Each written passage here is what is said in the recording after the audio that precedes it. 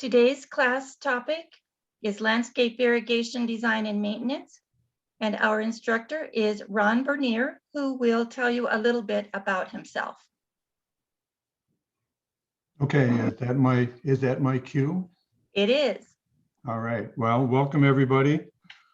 I'd like to thank my co-hosts for trying to manage the meeting for me and get those questions together so that we can try to answer as many as possible.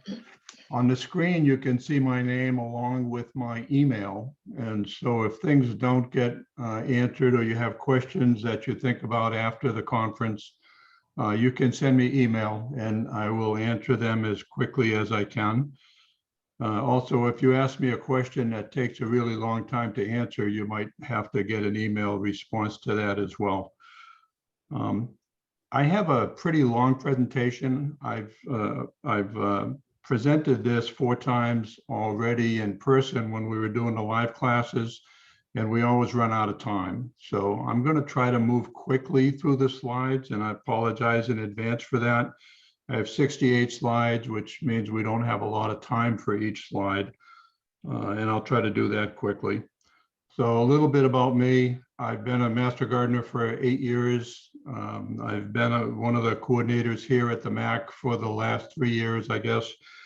And I've never been a farmer. I don't own a tractor. Everything I've learned has either been through these courses or through experience or through answering questions at the diagnostic desk. So a couple other people that are important: Kathy Martinez, who's a big part of helping us put this program together, and Ann Lassen, who has just joined us. She's our new horticultural agent, replacing Rick Gibson, who you may know through all of the things that he's put out. And Ann is working hard to get started, and we do welcome her. It's been a while since we've had an assigned agent, although Parker did a good job in the interim. Okay, so we're going to start with the overview, which is pretty much what we're doing right now. We're going to talk about the basics, and I'm going to talk about soil and water and some interaction, even though Parker covered the soil very well in his presentation. There are some things that I want to talk about and tie that into the irrigation principles. Then we're going to talk about watering plants in general, and it'll be how much and when and where and what to look for. And then we're going to do some planning fundamentals, so that these are things that you should be thinking about as you're trying to put together a plan for your own irrigation system.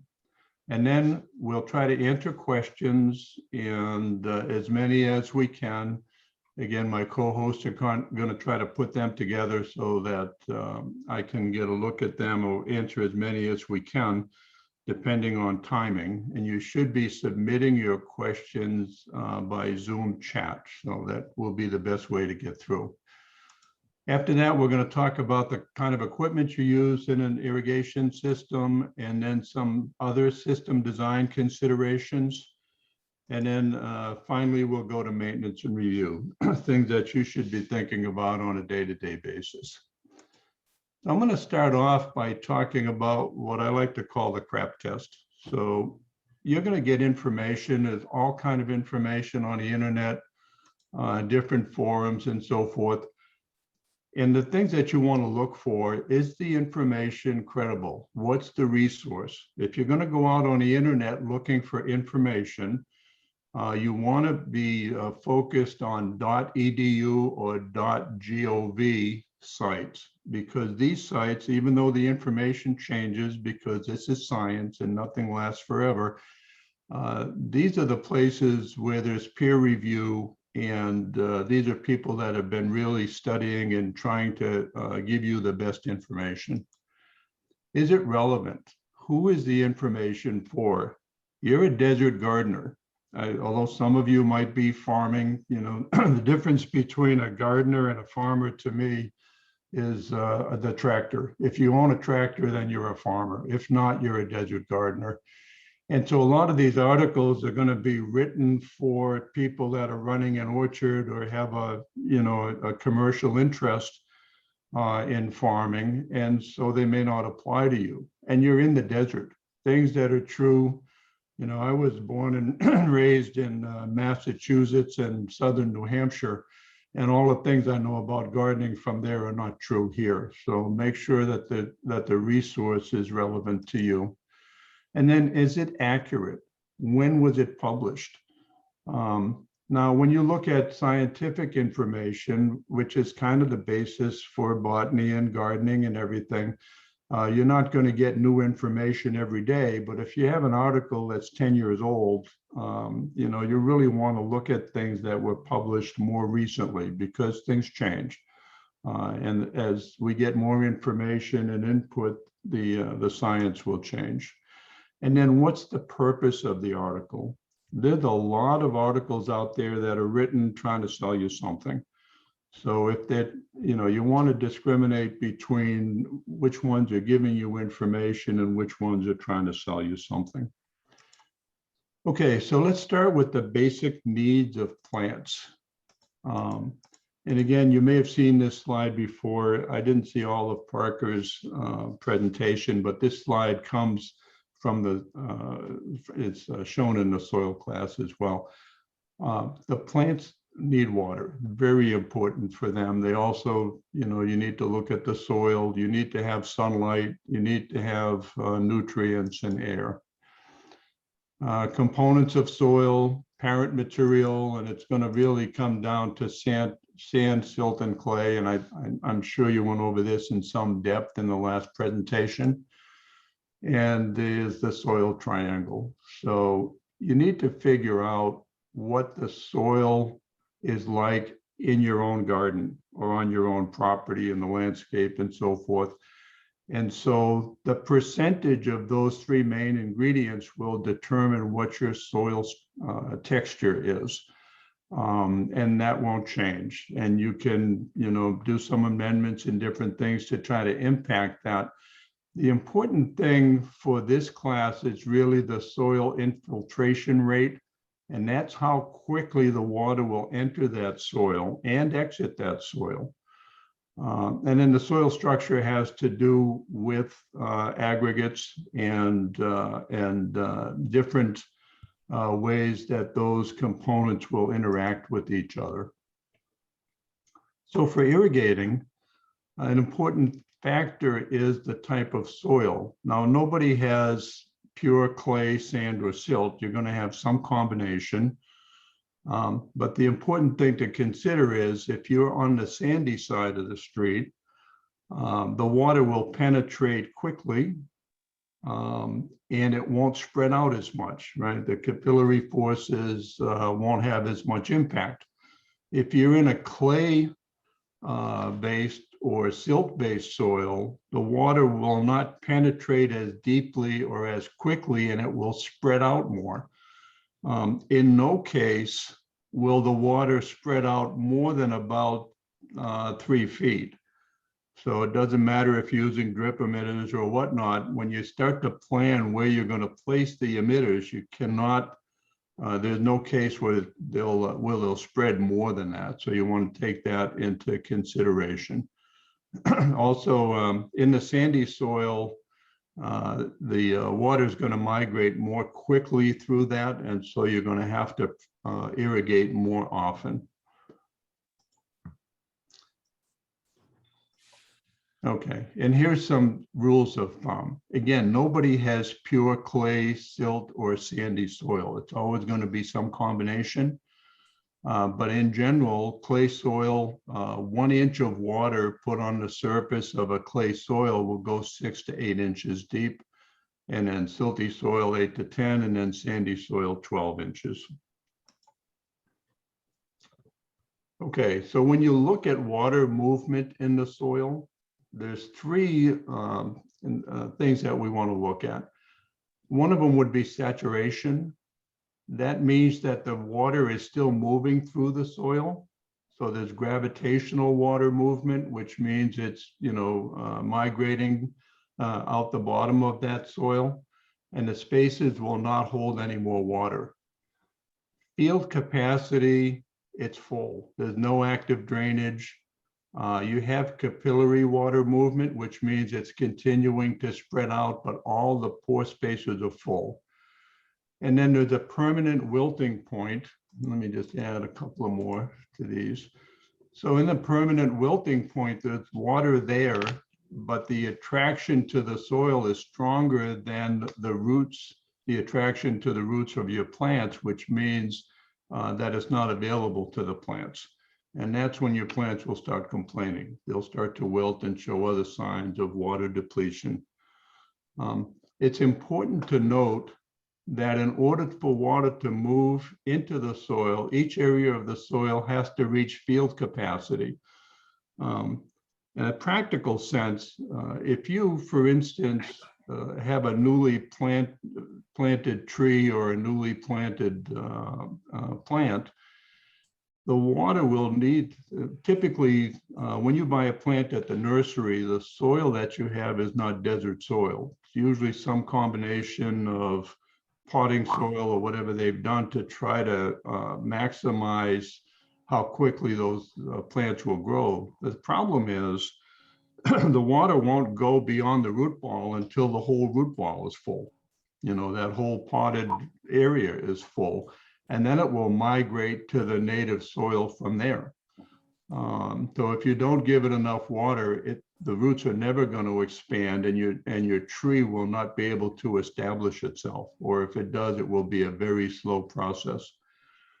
Another thing in the infiltration rate, the infiltration rate is you can be looking at the intake rate or perk rate. When you do a perk test, that's what you're trying to figure out. And I know that Parker covered this in his training as well. But the water will migrate, of course, more quickly in sandy soil and less quickly in silt or clay. And in the desert, there's a lot of silt and clay. And I should mention that when I say native soil, if you're living in a development in the desert, you don't have native soil. You really need to do some testing to figure out what your actual soil is like. One way to know that is to use a moisture meter. And I like to use this slide to illustrate, and by the way, you can get these meters at any big box store. You can get them at Ace or Lowe's or Home Depot or any garden supply store. So you want to use this moisture meter a lot as you're trying to figure out how efficient your system is working. These guys are usually, you can see the probe, it's usually about a foot long. And you can use this to figure out how moist the soil is in a particular time. So right after you water, you're going to be very much on the wet end of the scale, and then it will slowly start to migrate until you get to the dry end. So the important time to look at this is when you first water, and when you think you'll water again. You need to water again, because again, you don't want to keep the soil so moist that it causes other problems. Some of the things that will impact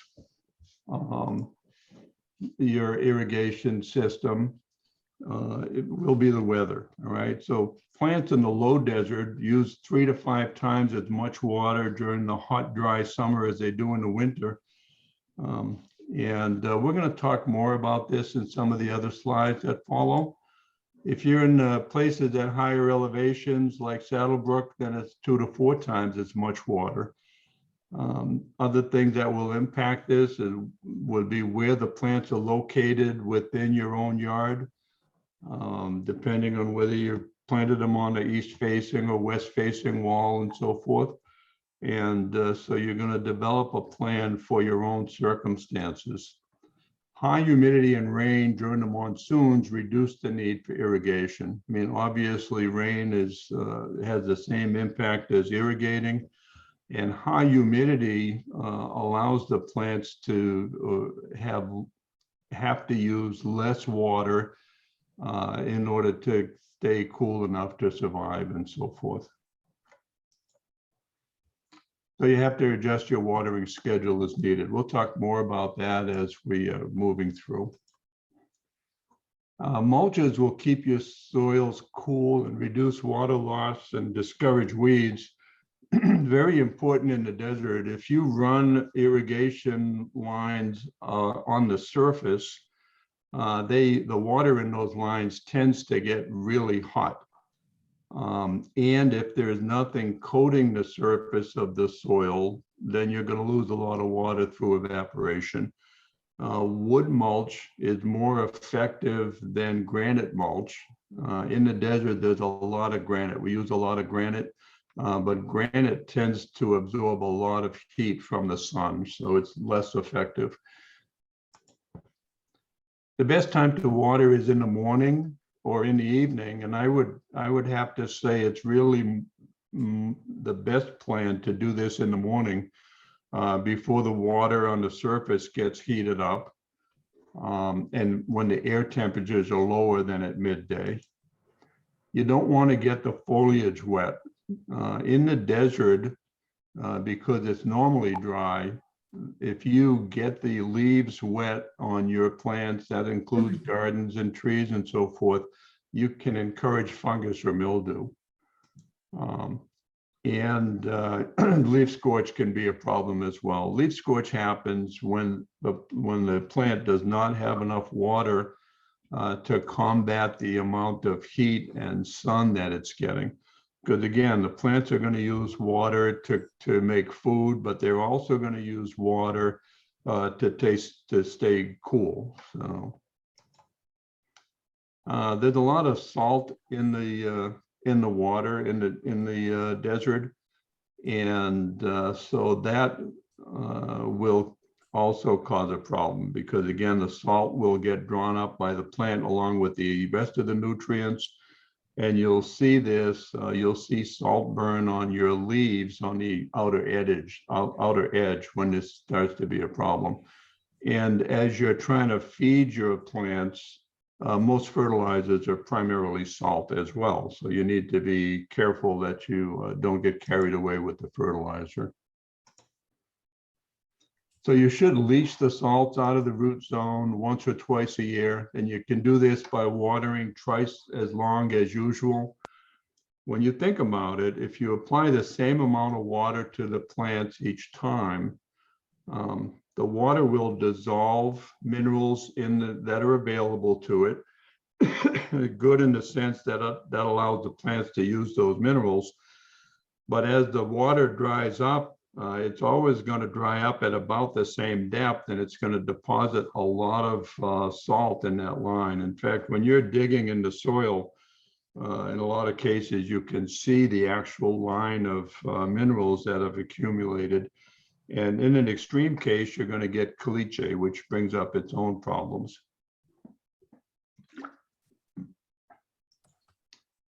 And remember to expand the area watered as the plant grows. You always want to apply enough water till you cover the entire root zone. And as your plants mature, the root zone will get larger and larger. So you want to make sure that you are thinking about that and accommodating that. You want to control weeds and turf that compete for your plant's water. And again, you don't want to let them get control in there. This one's a little bit out of context, but Bermuda grass roots can reach 18 inches. I think they actually can get halfway to China if there's enough water. If anybody's tried to control Bermuda grass, they know what a problem it can be. It's very prolific and has several ways of spreading, and it will steal water from anywhere it can find it. So you need to be aware of that. And by the way, you don't need to water 18 inches deep for a Bermuda grass lawn. You'd like those roots to be a foot deep, because that will help them fight against some of the stresses of summer. But grass does not need to be watered that deep. Okay, so now we're at watering plants. This is just some general information for you to be aware of. So there's 4 key components to this. You want to know where you're going to place the water. How much water are you going to apply each time you apply water? How fast should you apply it? And then how often should you apply it? So if you can get these 4 factors right, you'll be well on your way to a good system. So when you think about where you're going to apply water, most of the plant's water absorbing roots spread out beyond the plant's canopy. This is part of the plant strategy, right? I mean, these strategies have been developed through evolution. When you look at a tree, in fact, if you've ever stood under a tree when it rains out, you might get some few drips on you, but most of the water is shed to the outside of the canopy, to the outside edge. And the tree's not doing this by chance. It's putting the water out where it wants to have, where he wants that root growth to go.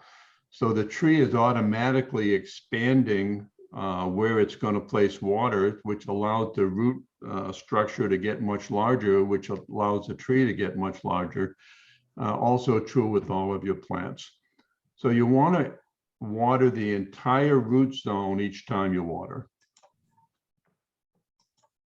And this is kind of a picture that illustrates the drip line. This one was actually trying to explain that, you know, in the first year, because the roots are in that root ball, right? I mean, they came, your tree came in a box or in a planter. And so the root ball is the size of that box. So you need to water in that area in the beginning. But then this is a good example of how you would water a tree using emitters. And your emitters have to be close enough so that as the water spreads, they start to overlap. You know, so this guy shows, I think, 14 emitters. And then in the example, they said after your tree is established and its roots have been expanded beyond the pot or the box that they came in, then it's less important to have water at the tree trunk. It's really important that you don't keep the tree trunk wet all the time as well, because that causes other problems for trees. But you want to expand it in that area. Now, when this tree gets bigger, you're going to have to keep adding emitters if you want it to grow larger. I mean, at some point, if you don't, the roots will only go where the water is. They will follow the water. And so if you don't expand how big that root zone is and how much you water, then it will tend to stunt the tree and maybe cause some other problems. If you don't put enough water in there so that the water goes outside of that original pot or box that you bought it in, the tree will never get established. And on a windy day, you're going to get a very good look at the roots, because the wind will just blow them over, and you see that every year. Okay, so how much water should you put on there? Because there's so many moving parts, it's impossible to know exactly what each individual property or each gardener or landscaper would need to do. You need to use a soil probe to test the soil. If the soil is wet, the probe will slide in easily. If it's dry, it's very difficult to push it in. In fact, it's kind of like a concrete sidewalk here. If you ever tried to dig in the desert, to put a new plant in or maybe put in some irrigation lines, you either have to get the soil wet or you need a stick of dynamite, because getting through that surface when it's dry is extremely difficult. And you also might have caliche, right, as we explained before. So this is actually in one of your handouts. I think you'll find it in one of the handouts. And when you're talking about how much water you should be applying, if you wanted to wet the entire root zone of a tree with a 1-foot canopy, which would be a tree that's newly planted probably, you need to have about 1.5 gallons each time you water. And as the tree gets larger, you need more and more. So if you had a 13-foot canopy, which is really not that big, that's probably a 2 or 3 year old tree. When you water it, you need to have 235 gallons. And so when you're designing your irrigation system, you want to think about how much water you're applying, make sure that it's going to the root zone as you designed it, and that you're doing an adequate watering.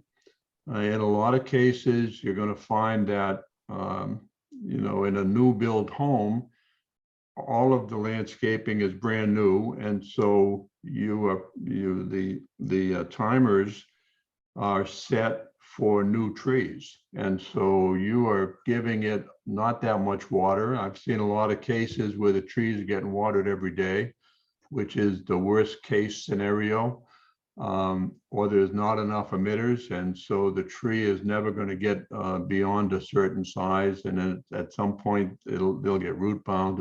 It'll be like a pot in the ground. And then there's some recommendations for shrubs and ground cover.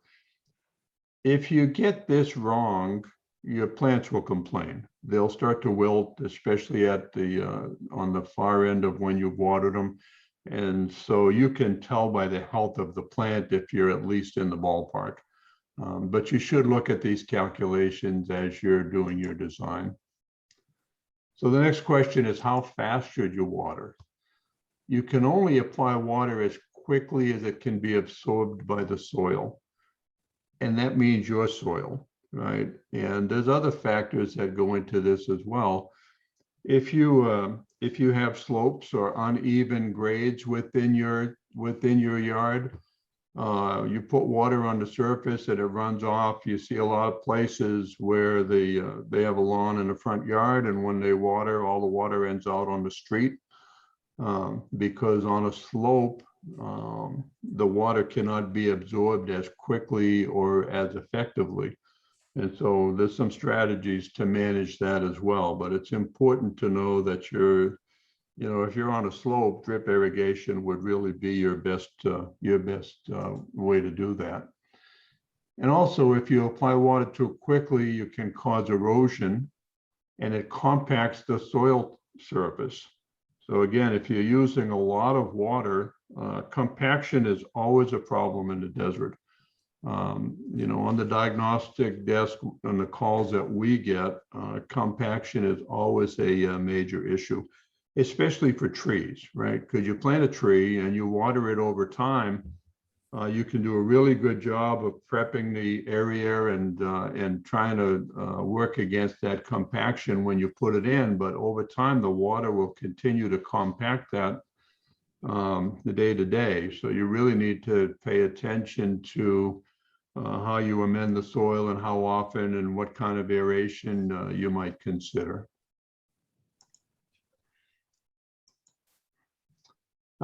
Here's some rule of thumbs. And again, so how fast can you deliver water? So if you were going to deliver 10 gallons of water using these three methods, from a garden hose, it would take you about 2 minutes to put 10 gallons of water on a spot, which is, really good if you have a hot spot in the lawn or something, or you have a plant or a tree that's really begging for water. You can always use a hose in order to supplement the waterings that you're getting from your automated system. It takes about 10 minutes with a 1 gallon a minute bubbler. So a bubbler is a form of flood irrigation. So essentially what you do is create a bowl. You can use a berm above the surface. It can be in a lower area. And then the bubbler fills up that bowl, and then the water will migrate, through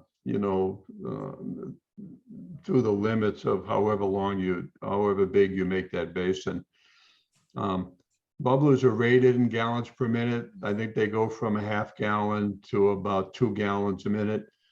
So again, if you're trying to put 200 gallons of water on a tree with a 13-foot canopy, if you have a 1 gallon a minute bubbler, then you have to do the math to figure out that how long, and it's like a couple hours for you to apply that much water. It takes 600 minutes or 10 hours with a 1 gallon per hour dripper. So again, on a drip irrigation system, you're going to have more than one dripper. And so that's how you would be able to get control of that. Obviously, 10 hours would be a long time to run a system, but if you only had a 1 gallon per hour dripper, that's how long it would take. And now, how often? You can't keep the soil wet all the time. A good, healthy soil is going to be about, when you look at the available space, it's going to be about 50% air and 50% water. When you first apply water, the ratio is going to be too high, right? There's going to be too much water there. And then it's going to migrate, it's going to percolate, the plant's going to use it, and it will slowly start going to the drier area. But you can't let it completely dry out. If the roots of your plant completely dry out, it will be dead. I mean, it's not going to come back from that. So you have to be aware. And again, the plants will complain if you try to starve them for water too much. The roots of desert adapted plants will rot if you keep them wet all the time. In fact, most plants will rot, or the roots of most plants will rot if you keep it sloppy wet all the time. And then there's the impact of the weather. Is it hot? Is it breezy? Has there been, high winds? Did it rain recently? What's the humidity? And again, these all impact how much water the plant needs to take care of its daily functions. And what's the temperature? So in the summer, I don't know about the rest of the Pinal County, but in Maricopa in the summer, the answer to that question is 110 degrees pretty much every day for about 2 months, starting in late June and through July. So it's extremely hot, and the plants need a lot of water to keep their leaves cool enough to continue to survive. And then how old are the plants? That gets to the question, as the plants mature, they get bigger. As they get bigger, they have a bigger root zone. And so they will start to use water more quickly. If you have a garden now, you've probably seen that, right? If you don't adjust your watering schedule in your garden, the plants get really big, but then they start to wilt a lot because there's not enough water to sustain them. When you think about it, as you're trying to adjust for conditions as the plants mature, as it gets warmer and cooler and so forth, and the humidity changes, you're going to have to, in some cases, apply water more often. You never want to adjust the amount of time that you apply water, because the amount of time has to do with covering the whole root zone. That's only going to get adjusted for things in your landscape that change over time. When the plants get bigger, they're going to need more water. But when the environment starts to heat stress the plants, you're going to have to water more often, but for the same amount of time. Okay, and that gets back to the moisture meter. Again, the ideal situation would be if the moisture was about in the middle of that gauge. But again, it's going to be very high when you first apply water, and then it's slowly going to be very low until it's time to water again the next time. Okay, the factors that affect these 4 components. One of them is the weather. Another is the age of the plant and the type of plant as well. Okay, plant type and the soil type. And again, there's a lot of moving parts here. It's important when you're designing your system that you understand that plants with different water needs should not be on the same zone. You only want to have plants with similar water requirements on a zone, because it'll be impossible if you put desert adapted plants with plants that need a lot of water, you're either going to starve the ones that need the water, or you're going to flood and drown the ones that won't use the water. So they need to be on separate zones. All right, we're going to talk about the weather a little bit more. Annual rainfall in the desert, it's not a lot, although we did get quite a bit of rain this year, but typically you get it all in the same, a couple of weeks or maybe a month in monsoon season. That's when you get all the water. But through the summer, it rarely rains here. So. And where does the water go? So again, there's going to be evaporation. The evaporation occurs at the surface. And so when you're using that soil probe, you're going to notice that it says that the soil is dry in the top inch or two pretty quickly, because that water evaporates. And as you push the probe in deeper, you'll see that the amount of moisture gets to be higher. Now, you can control evaporation to some degree by using mulch. And again, under trees, I really like to use wood mulch. And the recommendation is usually about 4 inches deep. You don't want to just cover the soil. You want to put enough mulch there that it helps you control the evaporation and the heat on the roots of those trees and plants. You're also going to lose water. You're going to use water through transpiration. So among the things that the plant uses water for, I know they use it in photosynthesis to make food and to move, the food back to the roots and to move the minerals and other components up to the leaves. But they also use it to control the heat. And so as they release heat through the stoma, that evaporation has a cooling effect. And that can be impacted by the wind. If it's a windy condition, it's moving that moisture away from the plant. And so it's trying to use more of the water to control their heat. And so the transpiration can be a problem both by the heat and the wind, and also the humidity, because the amount of water that will get released because of fluid dynamics, if it's a very highly humid time, the plant will release less water in order to keep that cooling going. Now, I added this. This is not on the slide that I sent out, and I apologize. It really kind of doesn't belong here because it's not a weather-related thing. But the way that the water, when you apply water, it either evaporates, the plant uses it, or it drains out of the bottom of your system. And then these are the things we just talked about a bit. So the wind, the temperature, and the humidity all have an impact here. Usually the worst time for plants in the desert will be in June, right? In June, it's hot. It can be windy. It almost is never rainy, right? Because that's not the monsoon season and the humidity is low. So these are that's the real high stress time for plants. July, the temperature is pretty high, but you're coming to monsoon season, so the humidity starts to go up. So it's a little less stressful, but July is not a great time for plants here either.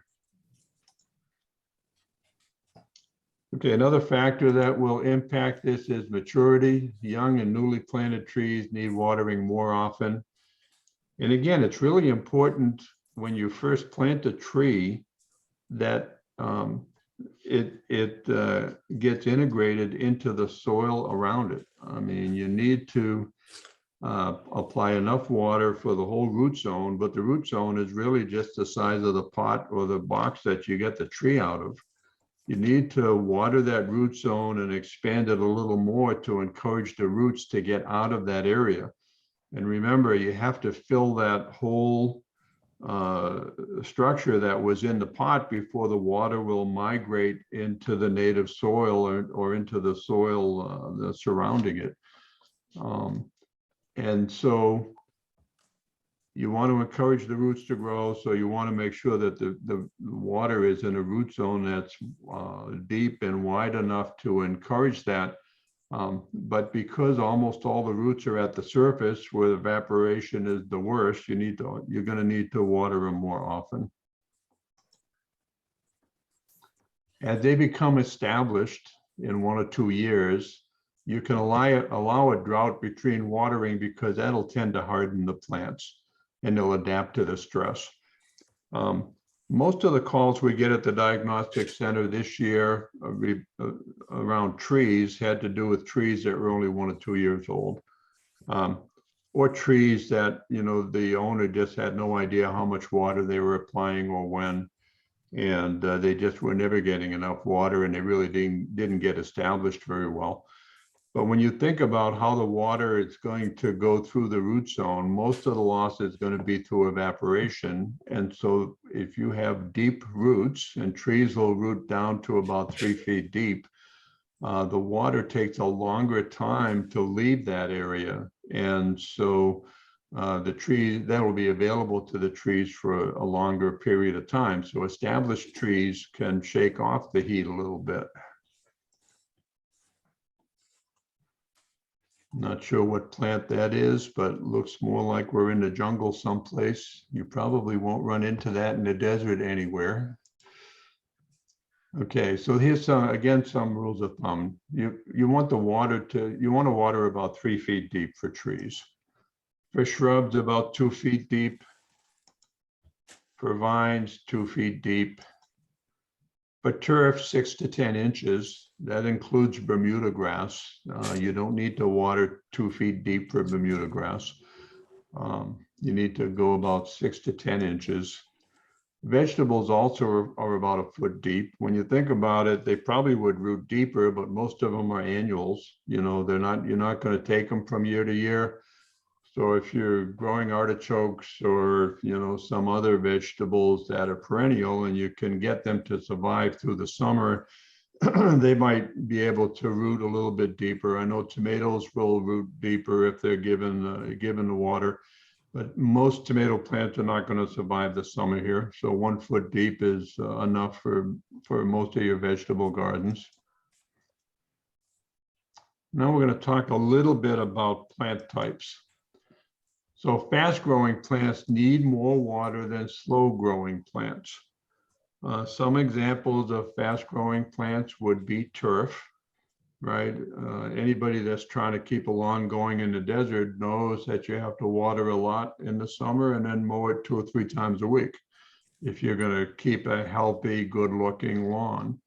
If you're mowing it once a week or every 2 weeks, when you do mow it, you take all the green off the top and it looks like your whole yard is brown.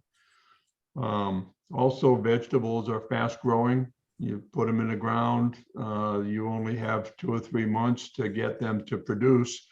And they tend to use a lot of water as well. Some of the slower growing plants would be desert native trees or desert adapted trees. They'll take a longer time to grow, so they won't need as much water.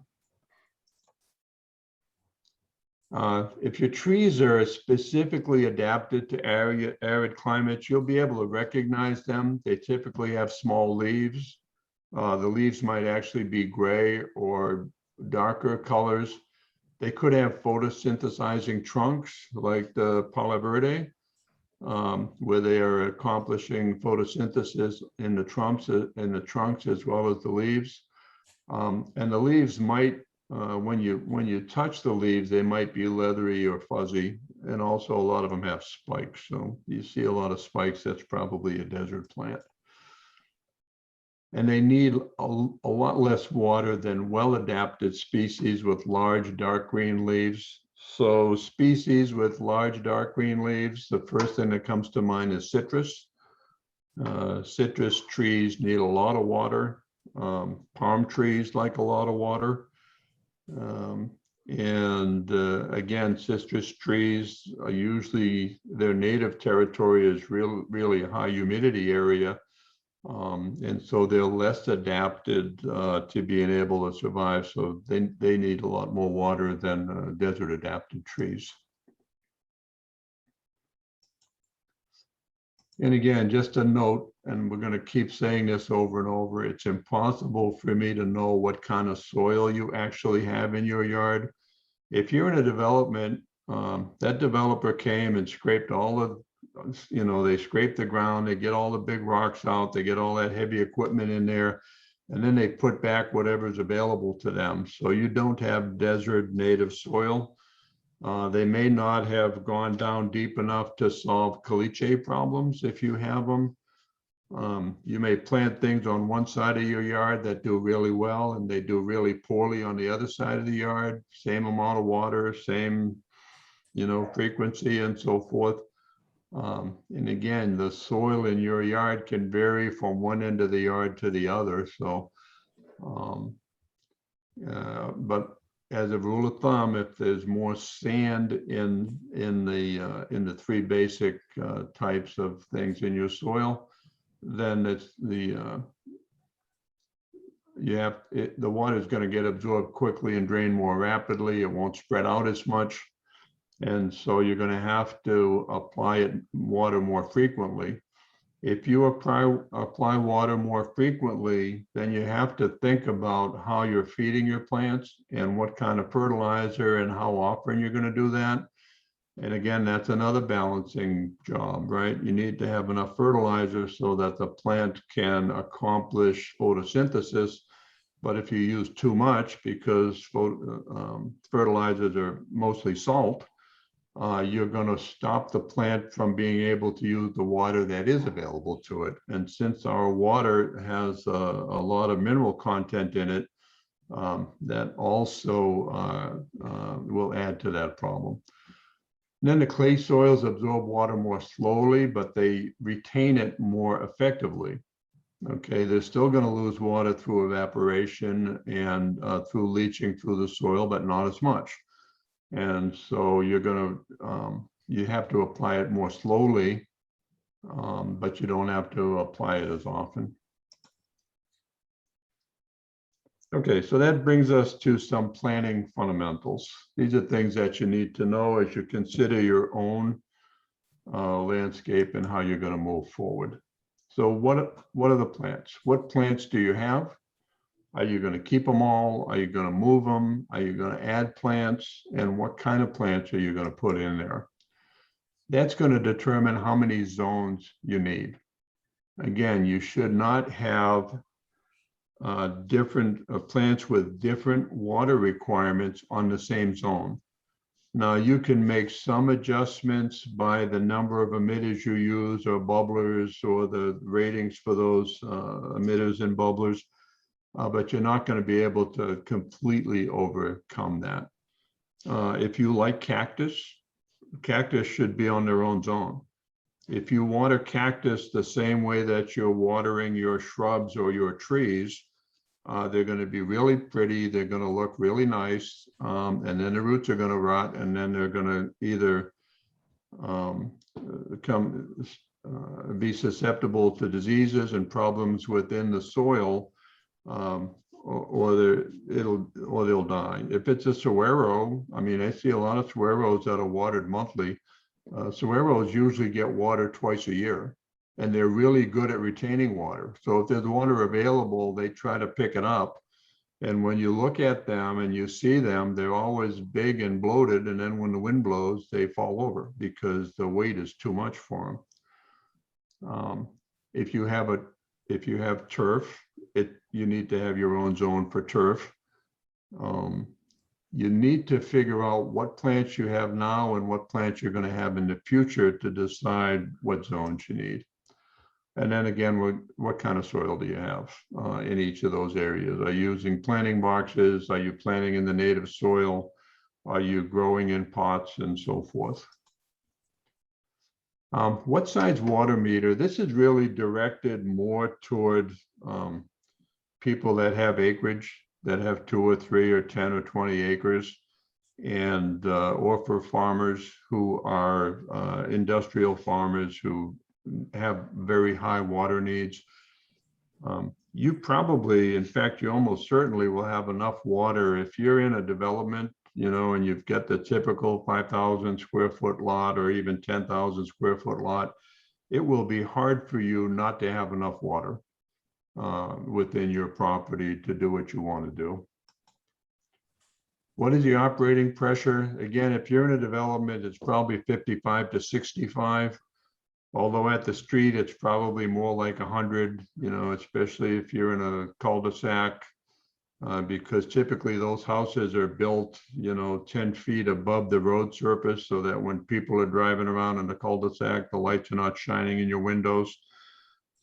You lose about, I think it's 2.3 pounds per square inch pressure for every foot of elevation. So if you go up 10 feet, you lose 20 pounds of pressure. That's why the pressure on the second story is not as high as the pressure on the first story. If you want to know what the pressure is on your own particular house, you get a pressure meter, put it on a hose bib and measure it, and then you'll know. And that'll vary by how much water you're using yourself within the house, and also how much water your neighbors are using. So that can go up and down. It may not be constant. Where are the utilities? So where does the water enter the property, or where does the water become available for your irrigation system? If there's an existing system and you know where the main lines are, you can tap into those and create more zones. But the valve, where you place the valves and so forth, that determination starts with where the water is available. For most of you, if you're in a development, it's out in the street in front of you, and you can see the box that the utility company will use to control that and measure how much water you're using. And then again, plan for the future. If you think you might want to have cactus on the property, or you might want to start growing vines or bushes in the backyard or whatnot, and you're going to have trees, but they're not all going to be desert adaptive. You might have citrus or whatnot. Again, you shouldn't put citrus on the same zone as desert adapted trees, so you should have multiple zones. The biggest part of labor in putting in an irrigation system is digging the trenches to lay the pipes to carry the water and to carry the line that goes from your controller to your valves. And so when you have those trenches open, you can run 2 or 3 zones at the same time in the same trench. If you decide to modify the system later, you'll be digging trenches again. So, and again, in the desert, that can be a lot of work. And then you're going to select what kind of equipment and materials you're going to use. We'll talk a little bit more. And the question will be, are you going to modify what you have or replace it? In some cases, the amount of work you'll have to do to figure out how you're actually watering your plants, it would probably be easier to just replace them, especially if there's if you're using a lot of poly in the system versus PVC, and we'll talk about that a little bit more. So we get to irrigation methods. So these are the basic ways that you would be applying water. So drip irrigation, you have to make sure you have enough well-placed emitters to cover the entire root zone. Bubblers. So bubblers, again, are another form of flood irrigation. You create a basin. You want to make sure it's level. If it's not level, the water is going to run out of the low end, right? And so it's not going to be as effective. And they want to extend beyond the edge of the canopy. Now, again, how far you allow that basin, how big the basin is, will also determine how big your trees will get. So if you control the size of the basin, you might control the size of the tree somewhat. There are a lot of limits to that. If you have desert adapted trees, their roots typically will go out 3 to 5 times the size of their canopy if there's water available. That's why if you see a mesquite tree in a neighbor's backyard, you're probably going to find the roots, you know, in your garden boxes, or, you know, they'll go under the wall and look for water, because trees that live in the desert really, really are good at finding the water. So Sprinkler irrigation, pros and cons. So the only time you're probably going to use sprinklers would be on a turf or on your lawn. Sprinklers are good at distributing water over a wide area. And if you have a turf where you only need to water about 6 inches deep, that's probably the best way to do it. For drip irrigation. You could grow a lawn using drip irrigation, but there's going to be an awful lot of plumbing involved with that. But the problem, of course, will be evaporation, and you're going to get the leaves of your plants wet, which you really want to avoid, except in a situation where you're growing grass. Also, sprinkler water, because it's all applied on the surface, if you're on any kind of a hill, tends to just run off. Remember that chapter, program the system to run long enough to apply enough water to the existing or desired root zone. Now you want to water a little bit larger than the root zone if you're trying to encourage the roots to migrate and to allow those plants to get bigger. Okay, so here's some rules for water efficient landscape irrigation. You live in the desert. All the plants need water. Desert adapted plants require a lot less water than non-adapted plants. You need to know the root zone of your plants, both the existing zone and what you're planning for the future in that root zone. And then you have to know how the water is moving through your soil, not just soil in general. You need to know where it migrates to, how deep it gets, how long it stays in the soil. And make sure that your irrigation system is designed, constructed, and operated. Okay, so when it comes to drip systems, you only have to brush the teeth you want to keep.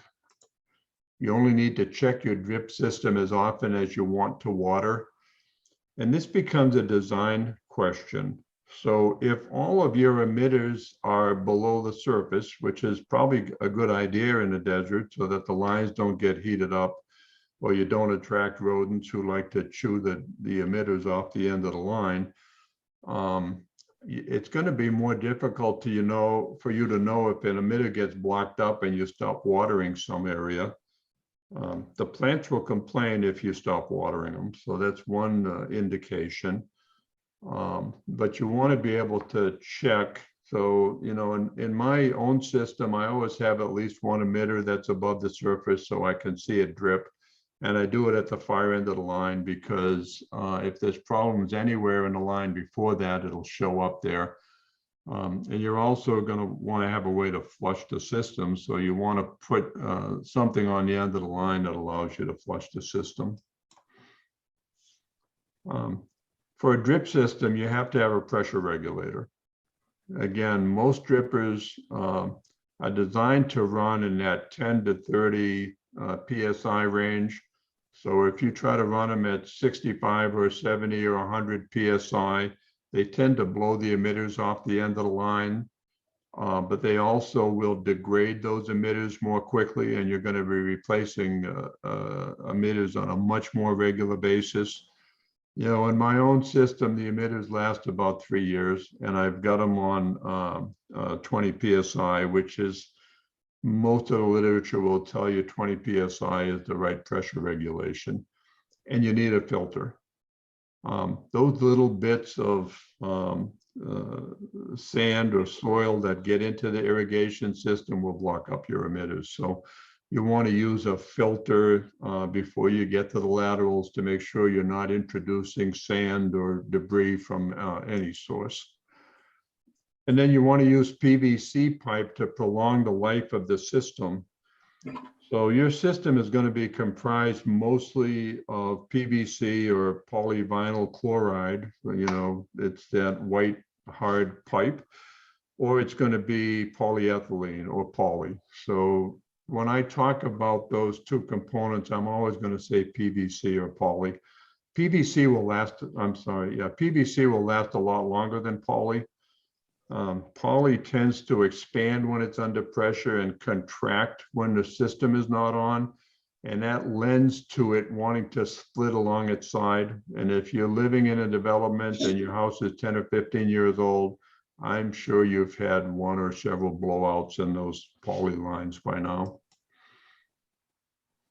And then you want to check and add emitters often. You know, in an existing system, if you don't know what type of emitters there are there, you can just replace them. They're not that expensive. And then buy the ones so you know what the output is so that you can plan properly for how much water you're applying.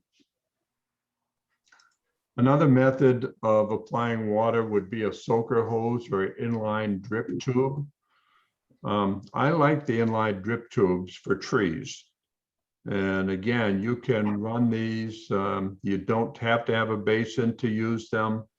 And typically what you'll see is that the emitters are in that tube. They're in poly, you know, that polyethylene with the 5/8 inch tube that you see in rolls, in big box stores and whatnot.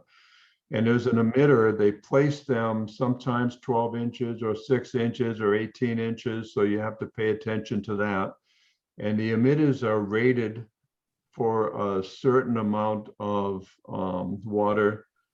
In that system, it's per hour. So there might be, you know, half gallon per hour or 1 gallon per hour.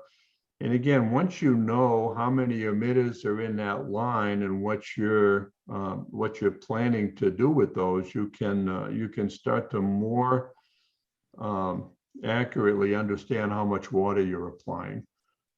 Soaker hose, that's those hoses that drip from all over the place.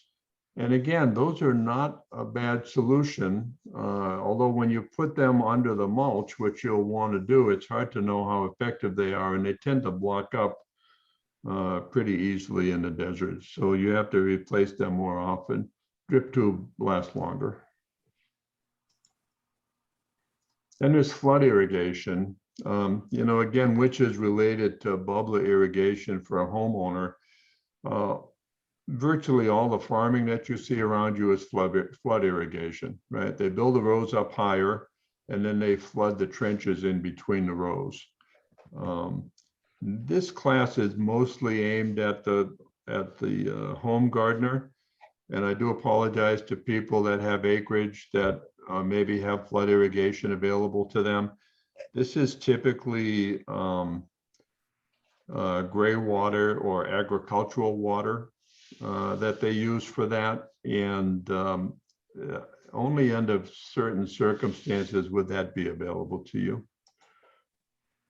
It's really good for developing deep root systems, which you really want for trees. And so basins are a really good way to water trees in the desert. These next few slides really are talking about turf, and I'm going to go through them pretty quickly. So, and this has to do with how much water you're applying to your lawn.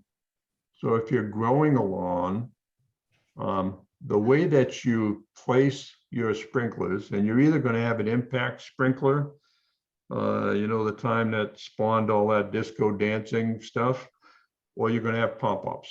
If you're in a development and you have a small lawn, it's almost certainly going to be a pop-up. And by the way, if you don't put a pressure regulator on the line that has your pop-ups on it, those are the ones you see watering the street and the sidewalks, and you know the water's going all over the place. The problem is for a pop-up, if you apply high pressure to them, they tend to vaporize the water, and so the wind will carry the water whichever way it's blowing, and so a lot of the water that you're applying is not actually going on the lawn. So this is really talking about how deep the water is getting. So remember, you want to have about 6 inches of water each time you water. And it's never going to be uniform, because you're going to be applying more water where that pop-up is or where the sprinkler is close to the sprinkler than you will on the far end. So this guy tends to look at what happens or how deep the water is getting based on where you place your pop-ups.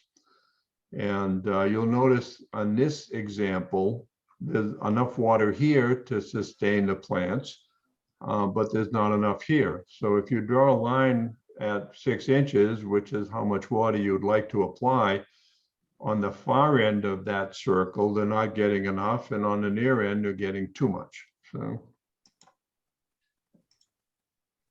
So in order to be efficient, if you want to apply enough water, again, this is mostly for lawns, you have to apply at least this much water to make sure you don't have hot spots and whatnot, which means you're applying a lot more water to areas near the pop-up where you don't need it.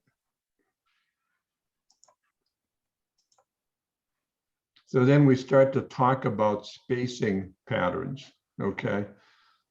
So the ratio between the zone versus the radius of throw, and again, I'm not going to get too much into this. I can answer more questions maybe offline, or I could send you some information. But though it shows that even though the water distribution is distributed across the 4 zones, the overall distribution is not even, okay? And so there's different ways you can space those pop-ups to try to get coverage. The 2 basic ones would be squares and triangles. You know, pop-ups can either water a whole circle, or they can do a half circle or a quarter circle. And again, those are how the pop-ups are rated, and you can get the one that's suited for your needs. This drawing attempts to show you where you could put those pop-ups or sprinklers to water this property. I'm assuming it's not a home, seeing there's a dozen parking spots here. But you'll notice that they are using 45 or 90 degree sprinklers here, so that the pattern will be just in the middle. They're using the 180s here, and the ones that are in the middle of the lawn are the full circle. And again, you're going to plan where to put those sprinklers based on the coverage. This one talks about how it's connected to your irrigation system. So these guys are valves. So you see 5 valves here. There's a couple more here. Again, this is a very large property, but this valve is sending water to these 5 impact spreaders or pop-ups. And again, you get the idea. Then the next one shows where each one of those heads would be applying water. So this drawing is a little more distracting, but this pop-up is applying water within this circle. Okay. Oop. And so forth. So this guy is applying water within this circle, and these are all the overlap areas. So when you're planning where to put sprinklers to water a lawn, or maybe you need to add sprinklers because you have areas of your lawn that are not getting enough water, you don't want to be always supplementing those with a hose, then you're going to use this kind of method to plan where to place those. And again, you could add sprinkler heads to your system if you needed to do that. If you're using drip irrigation on regular plantings, then you're going to be adding drippers or different other components to add water. Okay, so we've successfully made it in an hour to about half of the material. So I think we're in really good shape. This is where I have to rely on my co-host to help me see what the questions are going to be. So as I'm in screen sharing mode, I can't see the questions here. So does somebody want to jump in? Okay, Ron. This is Beth Sulik-Wahus, and our first statement actually was from Annie Lassen, and And she said at the annual conference in March, there will be some hands-on irrigation training. So that's something that people should look for when they send out a invitation to the annual conference. If they want more irrigation training, they can get it there. Our first question was from Michael Maslowski, and it says, I assume a good monsoon rain will leach the salts, correct? It will. I mean, anytime you apply a lot of water, but when you think about monsoon, it's applying water evenly across the whole landscape. And so depending on how long it rains and how much rain you get, I mean, it might leach it beyond what you're already watering and it might not. It's usually a good idea to a couple of times a year to run that system twice as long as you normally would. Again, to get that mineral line out of your root zone, or to get the salts out of the root zone. But an excellent question. So, okay. Our next question is from Ellen Jarvis, and it says, does misting provide a benefit to plants, and would that be only under certain conditions? So if I understand the question, misting, right. Typically, the only time I see misting would be for indoor plants. For outdoor plants, it doesn't help the plant. I mean, the plant is not going to absorb water through its leaves. I mean, it might minimally, but it really needs to get water from its roots, because part of the operation is to get the minerals and the things that it needs for photosynthesis out of the roots. You know, and then of course to return, what it does is take carbon dioxide, releases the oxygen, and sends the carbon-based products back to the roots, which makes the roots grow. The misting, especially in the heat of the day, is not a good idea, and you can't do enough misting to have a big enough impact to make it worthwhile.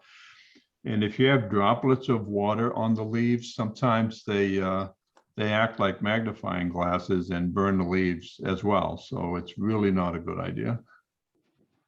Okay. Our next question, well, a couple questions actually, from Stephen Bowman is, how does woody mulch affect nitrogen to the tree? Okay. So it is true that, you know, the reason you like to use woody mulch, I mean, partially it's a better insulator than granite is, right? Because it won't absorb the heat as much, but it also will continually be breaking down and feeding the tree. However, as the mulch is breaking down and getting to its components, it's using nitrogen.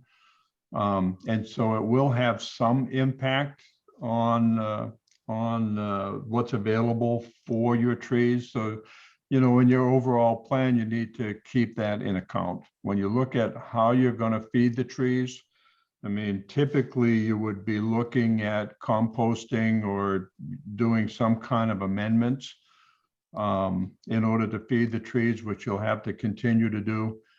The mulch, you know, it's like a progression, right? Mulch turns to compost given enough time, because the microbes and, you know, small bugs and whatnot in the soil will continue to break that down. It will continue to feed the trees.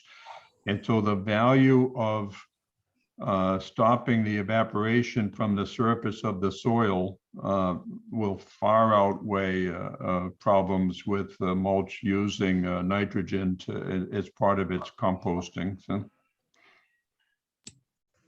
Okay, his next question was, my water pressure hangs around 30 PSI.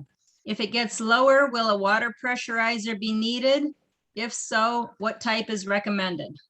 Yeah, so I'm not sure where you're measuring the 30 PSI. I'm wondering if you're in a 2-story home, if you can even flush the toilets on the 2nd story at that rate. But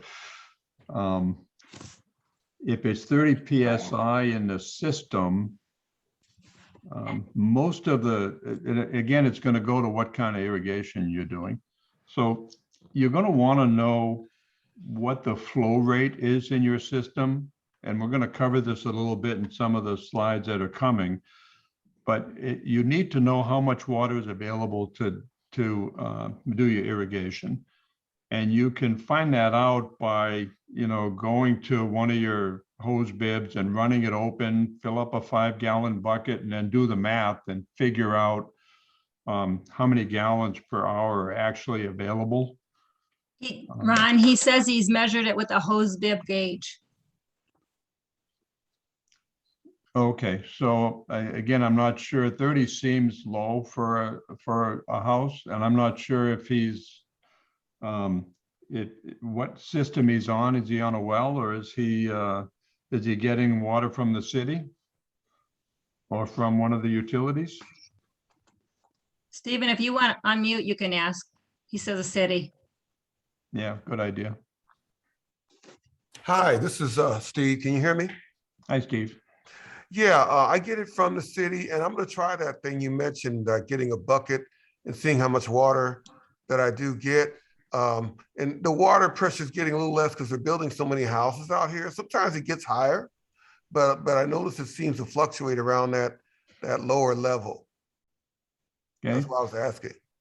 So the places, I mean, for drip irrigation, 30 is plenty high, but the problem is when you look at the valves that are in your system, their operating range is typically, they typically don't work very well below about 20. When you buy a valve, that'll show what the operating range is. And that's why you can't put the pressure regulator in before the valve, because it might not be enough to make the valve operate. What will happen then is that it will, it may not trigger the valve. When you try to turn the valve on, there might not be enough pressure for the water to get through. That would be the biggest impact. You just have to keep your eye on that. And you might want to call your utility company and say, hey, 30 is not really what I was planning for here. Most municipal water supplies at the hose bib are going to be in that 50 to 60 range.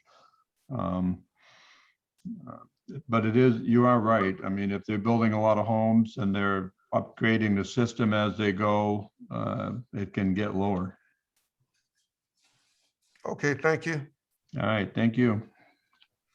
Okay, the next, excuse me, the next question is for Elaine Weber.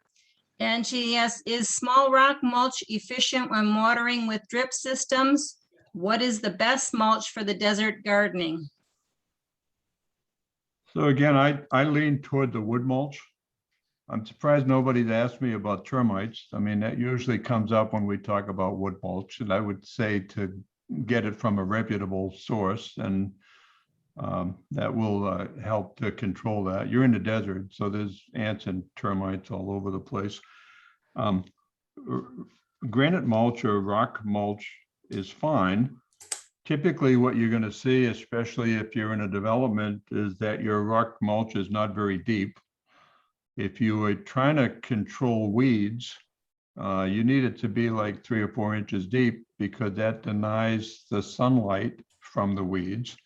And so that will greatly impact that. The problem is that the people that are putting down the rock mulch, they can make more money if it's only an inch or 2 deep, obviously, because it's half the material that they're putting out there. The thing against it is that it retains heat, right? I mean, when the sun's on it all day, it gives that heat back until early the next morning, so it can create a problem. Other than that, it's aesthetic. Whether they're big rocks or little rocks, I don't know that makes a big difference. Okay, the next one is from Tamara Kineswetter. It says, to use that water meter you showed, is that left in the ground or inserted, checked, and pulled out until the next use? So typically you would use it, you would check it and then pull it back out. And you know, if you're, depending on what you're trying to measure, you're going to measure at several points anyway, right? So I have a 4x8 garden box of one of my planters, and I probably stab it a dozen times when I'm checking you know, the moisture. But they're typically, I wouldn't leave them in the ground. I typically would take them out. Okay, our next question is from Jean Bywater. And Jean asks, what is the cause or mechanism of leaf scorch? Well, you can get leaf scorch for a number of different reasons. One reason would be that there's not enough water. I mean, the tree is trying to use the water. I mean, it uses it to make food. That's one of its primary things, but it also is using it to stay cool. You know, it's in the direct sun, it's 100 degrees. If there's no water at all, those leaves are going to scorch, but it uses the water to cool down. You know, that's why in a garden, in typical gardens out here, if you, and you know, a lot of sources will say plant your garden in the full sun. That's okay part of the year, but in the summer, if it's in the full sun, it's almost impossible to put enough water in the garden for the plants to be able to keep their leaves cool without drowning the roots. And so it will come to a point where there's no winning combination of how often the water. And that's when you start to see people put up shade cloth, right? You get 40%, 80% shade cloths that will help to control that. The other thing that will create leaf scorch or salt burn, we would call it, would be over fertilizing. You put too much fertilizer in there, the plant is going to pull that salt up with the water, and the salt as the water evaporates from the leaves, it leaves the salt behind, and that creates those burned edges or dead edges on the leaf, that typically on the outside edge.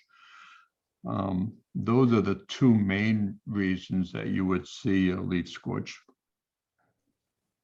Okay, Alvinda Janda says, I successfully can transplant prickly pear to non-irrigated areas in my yard. On occasion, I'll water them if the pads look skinny. I didn't think that they actually needed to be on a scheduled irrigation. Yeah, so that's actually a pretty good plan for a prickly pear. If you want a prickly pear, it'll get really big really fast, right? Because it's not used to getting all that water.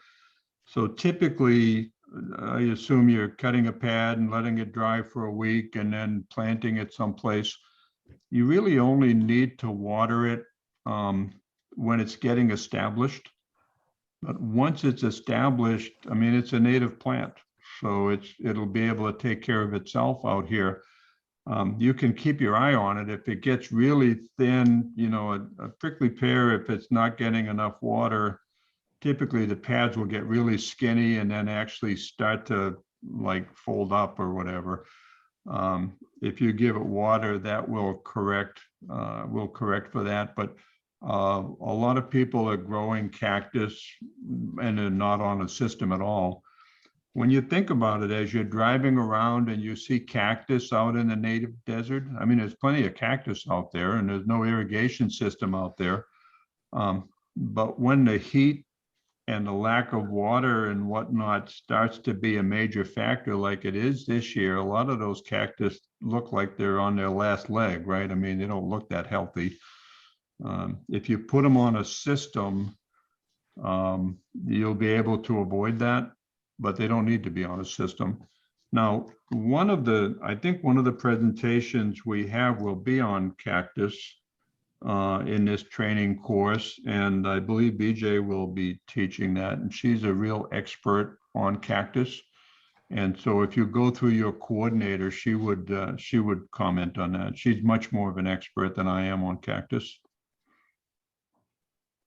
Okay, our next question is from Elaine Weber. She says, is biosolids mulch under a layer of small rock effective in desert gardening for retaining water? So there are various, when you start amending your soil, there's a lot of different things that you can use. my own preference is to use compost.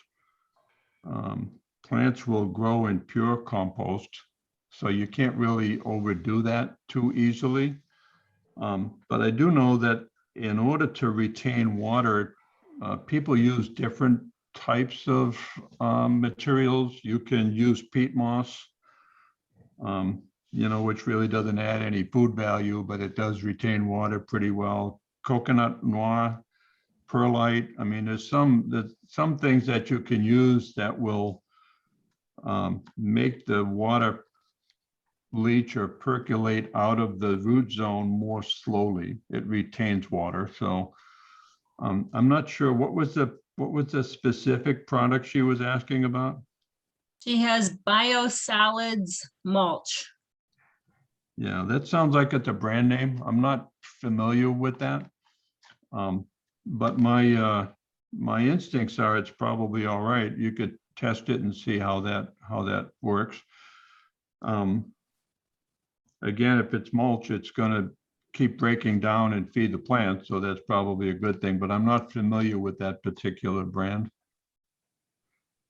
Okay, and Stephen Bowman asks, why does fertilizer have salt?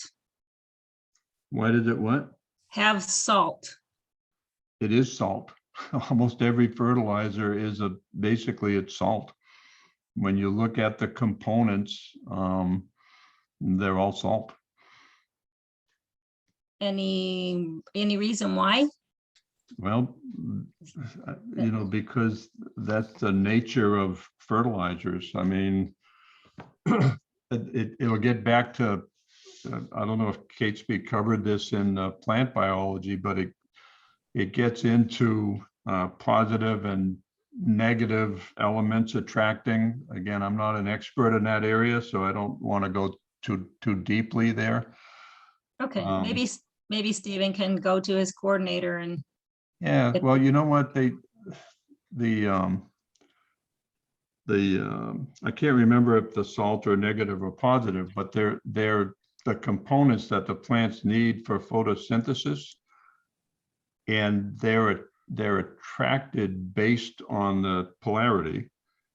And when you look at the basic components and the micronutrients that plants need, they're almost all salts.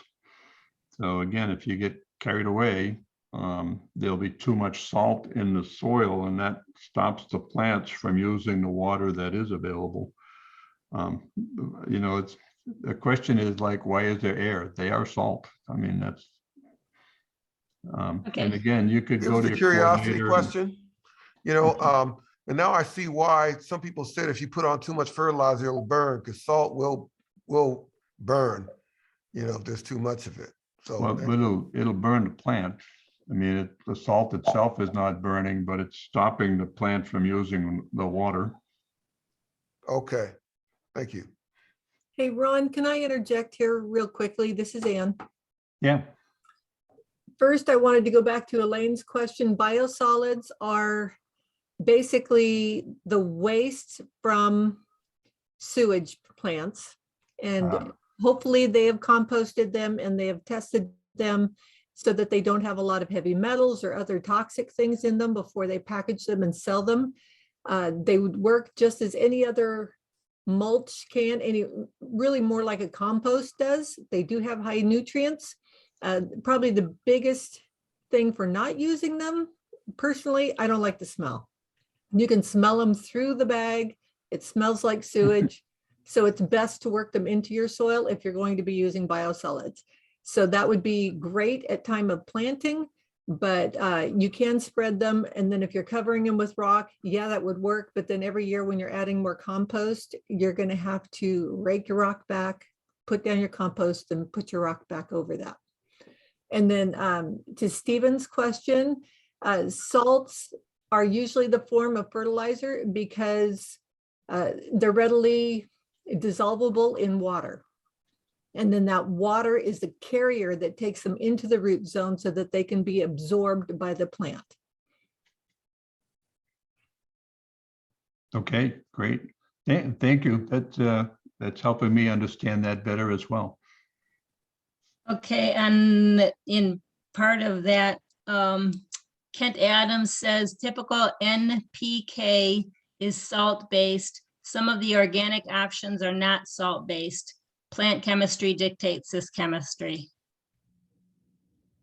So Sounds that more was- like a statement than a question, right? Yeah, that was his comment. Yeah, okay. Thank you for Okay. that. And then D Hernandez says, are mesquite and Palo Verde wood chips a good source of mulch? So Palo Verde, what was the other one? Mesquite. I would say that, that those are fine. Okay, Are you mulching them yourself or? they don't say Yeah, okay. yes, yes. Okay. Again, when you're looking at mulch and compost, you just want to consider the source. You know, landscapers are always trying to find a place to get rid of their plant debris. Some of them chop them up on the side of the road. But if you don't know what the source is and nobody's really managing that, if the trees are having some kind of a problem, you'll be, introducing that into your landscape. So you just want to make sure you're getting it from a reliable source. Okay, and it looks like the questions have stopped rolling in for the moment, so it's probably a good time to take a break. You can continue adding questions if you want to. We'll ask in the next, at the end of the session for more questions.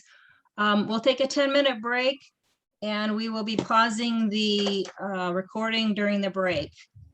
Please, if you go, do not turn off your chat room, leave everything open and just keep your audio and your video muted.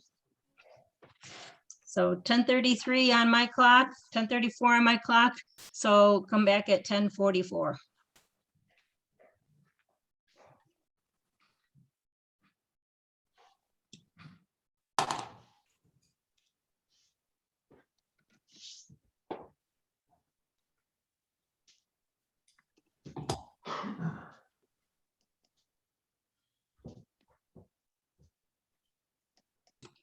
Sandy, if you would mute yourself, please.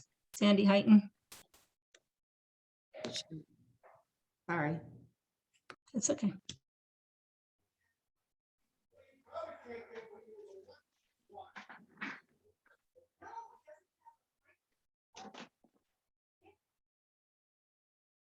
Physically not capable of doing what I needed to do. Perry, please mute yourself. Problem is, you guys aren't there to represent yourselves. You don't know that they're not going to help you. Okay. We'll just turn you all off.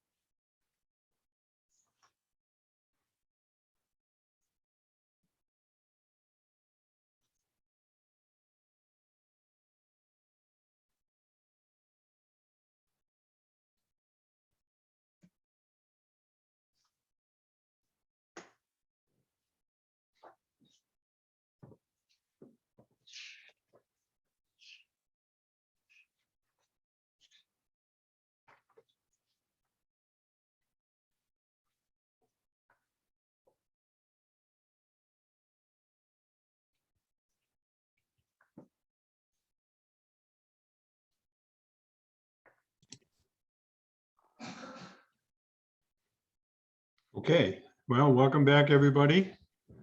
We're going to move on to the equipment that you will be using in your system or may already exist within your system.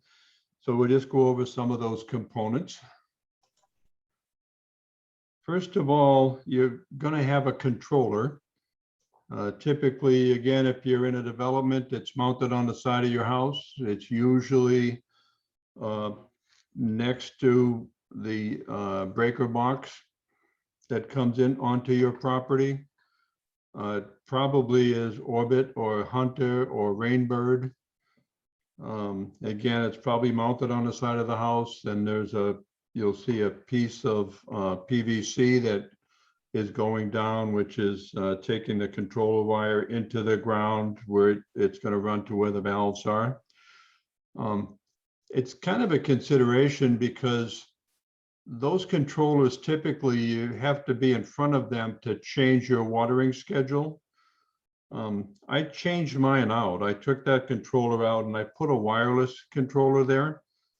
And that allows me to use my phone to change the watering schedule, seeing most of the places that I need to be adapting and paying attention to are in the backyard, right? The garden's in the backyard.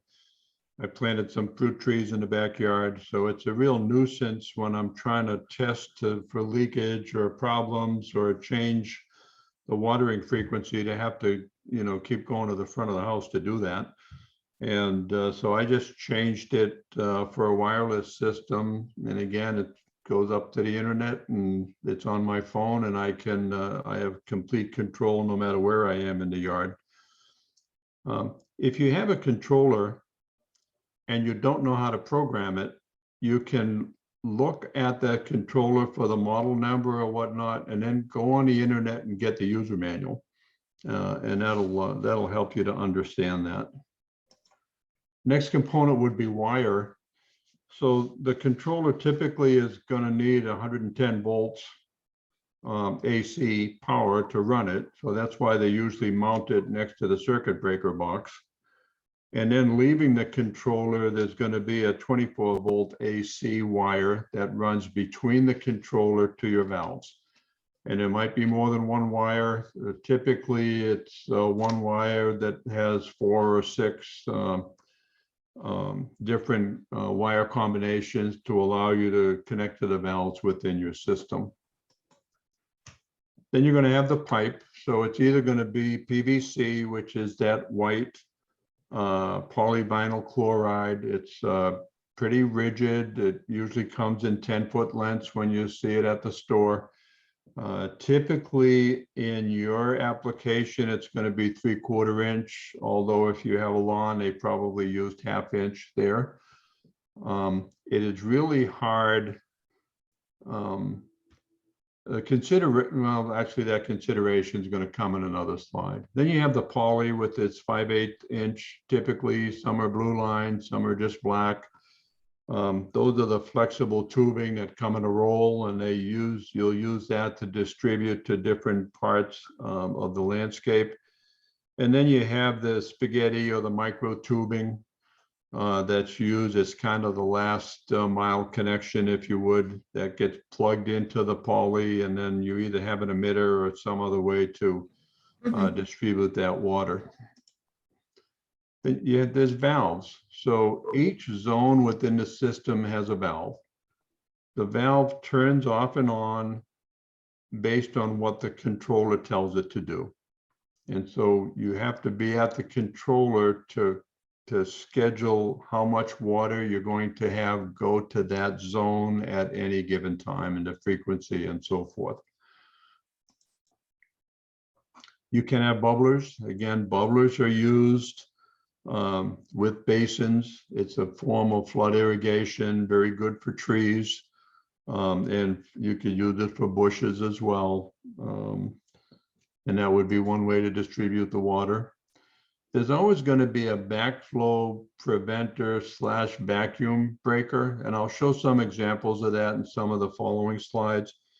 It's really important because the water system within your house which is the water you'll be drinking or using for cooking and so forth,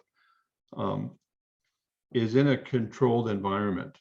If you allow contaminants in the water to get into the system for your house, they will migrate through the whole house. So typically when you see where your water is connected to your irrigation system, there's going to be a vacuum breaker / backflow preventer. And again, I have some pictures of those.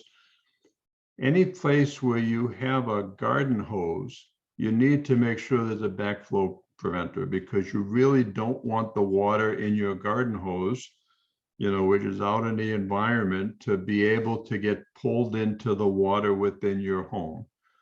And anytime you use water in that home system, it allows the back pressure to be lower in other parts of the system. And you'll notice that if you're taking a shower and somebody flushes the toilet, not to be crass, the water pressure drops down for a moment. If you have a hose connected to your system, it could pull that water back into your home system, and that can be very dangerous. So you have to make sure that you keep those isolated.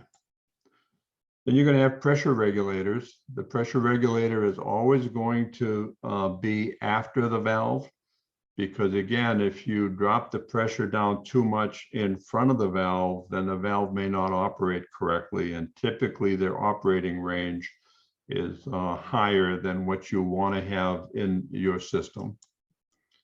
You have valve boxes. Typically they have a green cover or maybe a gray or a white cover. You see them all over the place. There is one valve box in some of the pictures that I have, so I'll point that out. By the way, you can use the valve boxes for access to your system, and that still allows you to keep your system below grade so that it's not in the heat all the time. And it can be used for a lot of things besides valves. You might be using drip emitters or spray heads. Again, these guys are going to be at the end of the micro tubing, and we'll talk a little bit more about those as we go through. You might have lawn spray heads and rotors. They can pop up out of the lawn. They can be structures. Most of them pop up, whether they're rotors or spray heads. The rotors are the ones that throw water, 30 or 50 feet from where they're operating. Those are engineered pretty closely because they do try to distribute the water evenly over a lawn. So there's a lot of engineering that goes into those.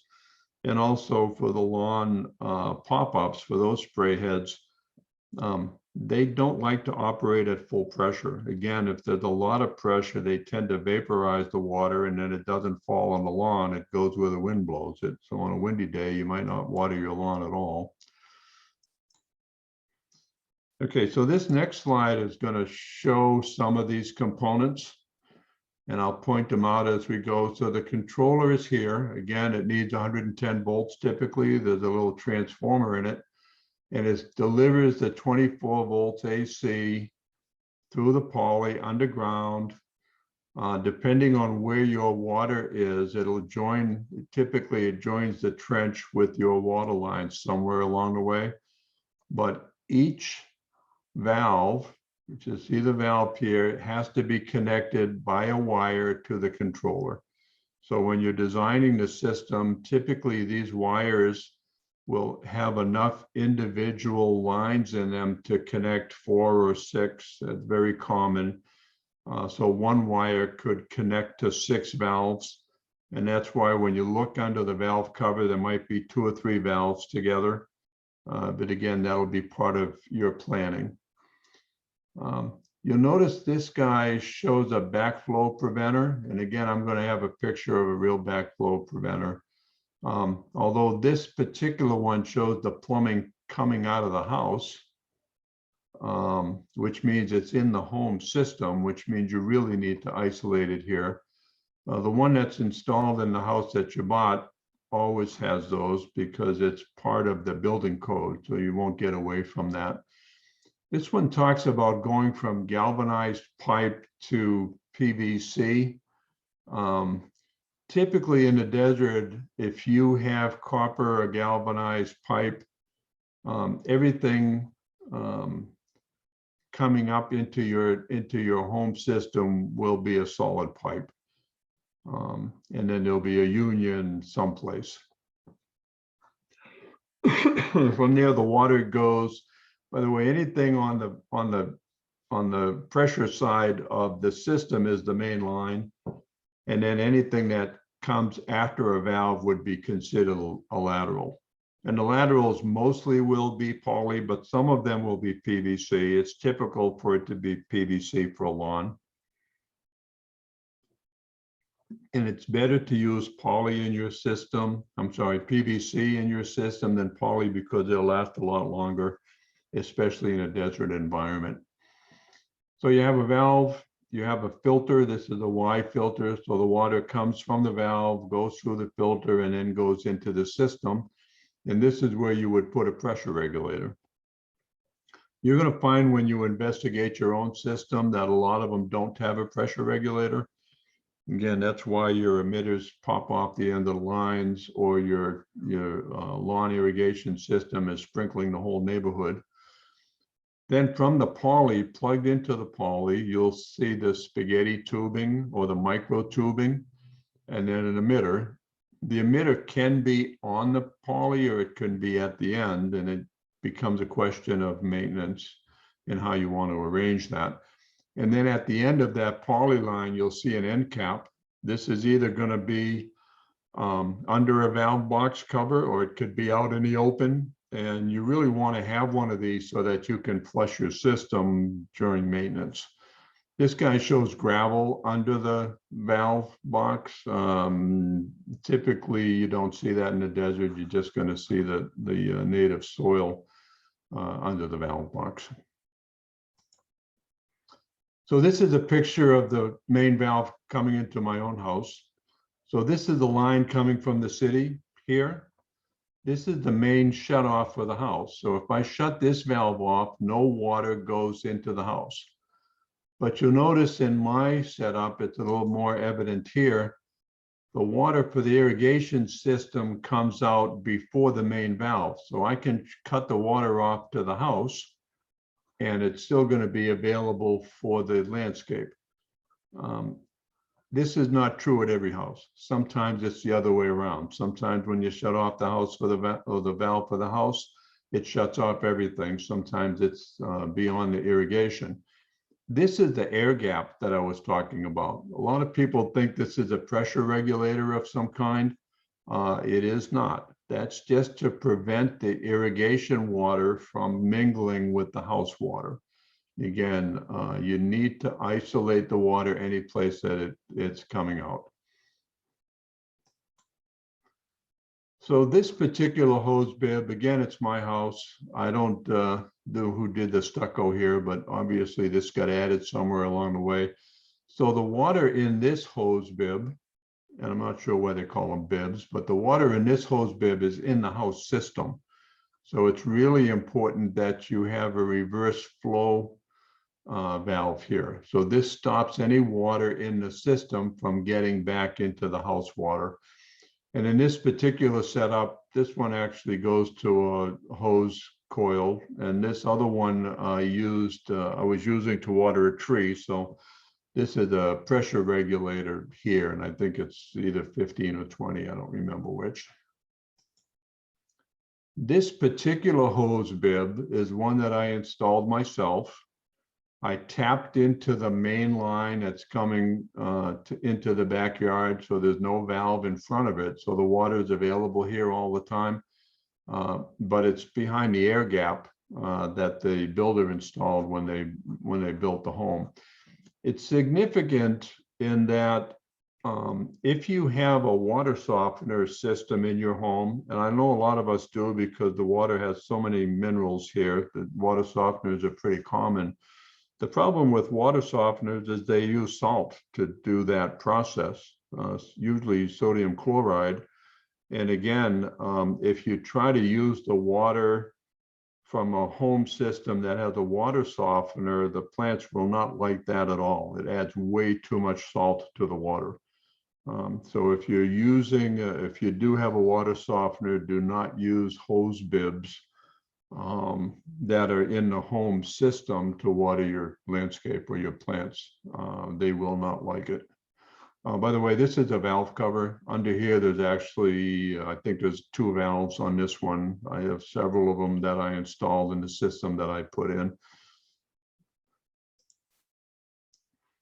So this talks a little bit about the delivery systems. So it's kind of a continuation of the previous slide. So you see a valve. This is the wire coming from the controller. That's a little solenoid there.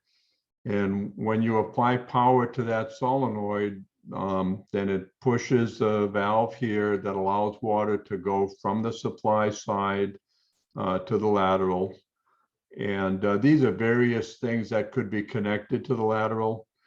One of them, this guy is an impact head. Again, this is typically used on a lawn, although some people use them on their fruit trees. I don't recommend it because I really don't like to see the water get on the leaves of the trees. But I have seen them use that application because you can spread the water over a wide area and have a bigger root zone with that. Okay, this one is a pop-up. This is the one you typically see in the lawn as well. You don't see them until the water's on and they pop up and distribute water. This one is a bubbler. Again, they typically run from 1/2 gallon to 2 gallons. And so these are the ones that you would be using with basins. And then this one shows a spider spray. And again, this one, you can have them with poly, but typically you're going to see those on the micro tubing or on the spaghetti tubing.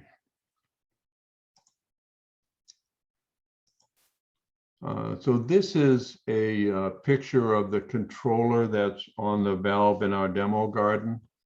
This is happens to be Rainbird SST, which I think is simple. This one is very easy to program. So this is a simple system, something or other.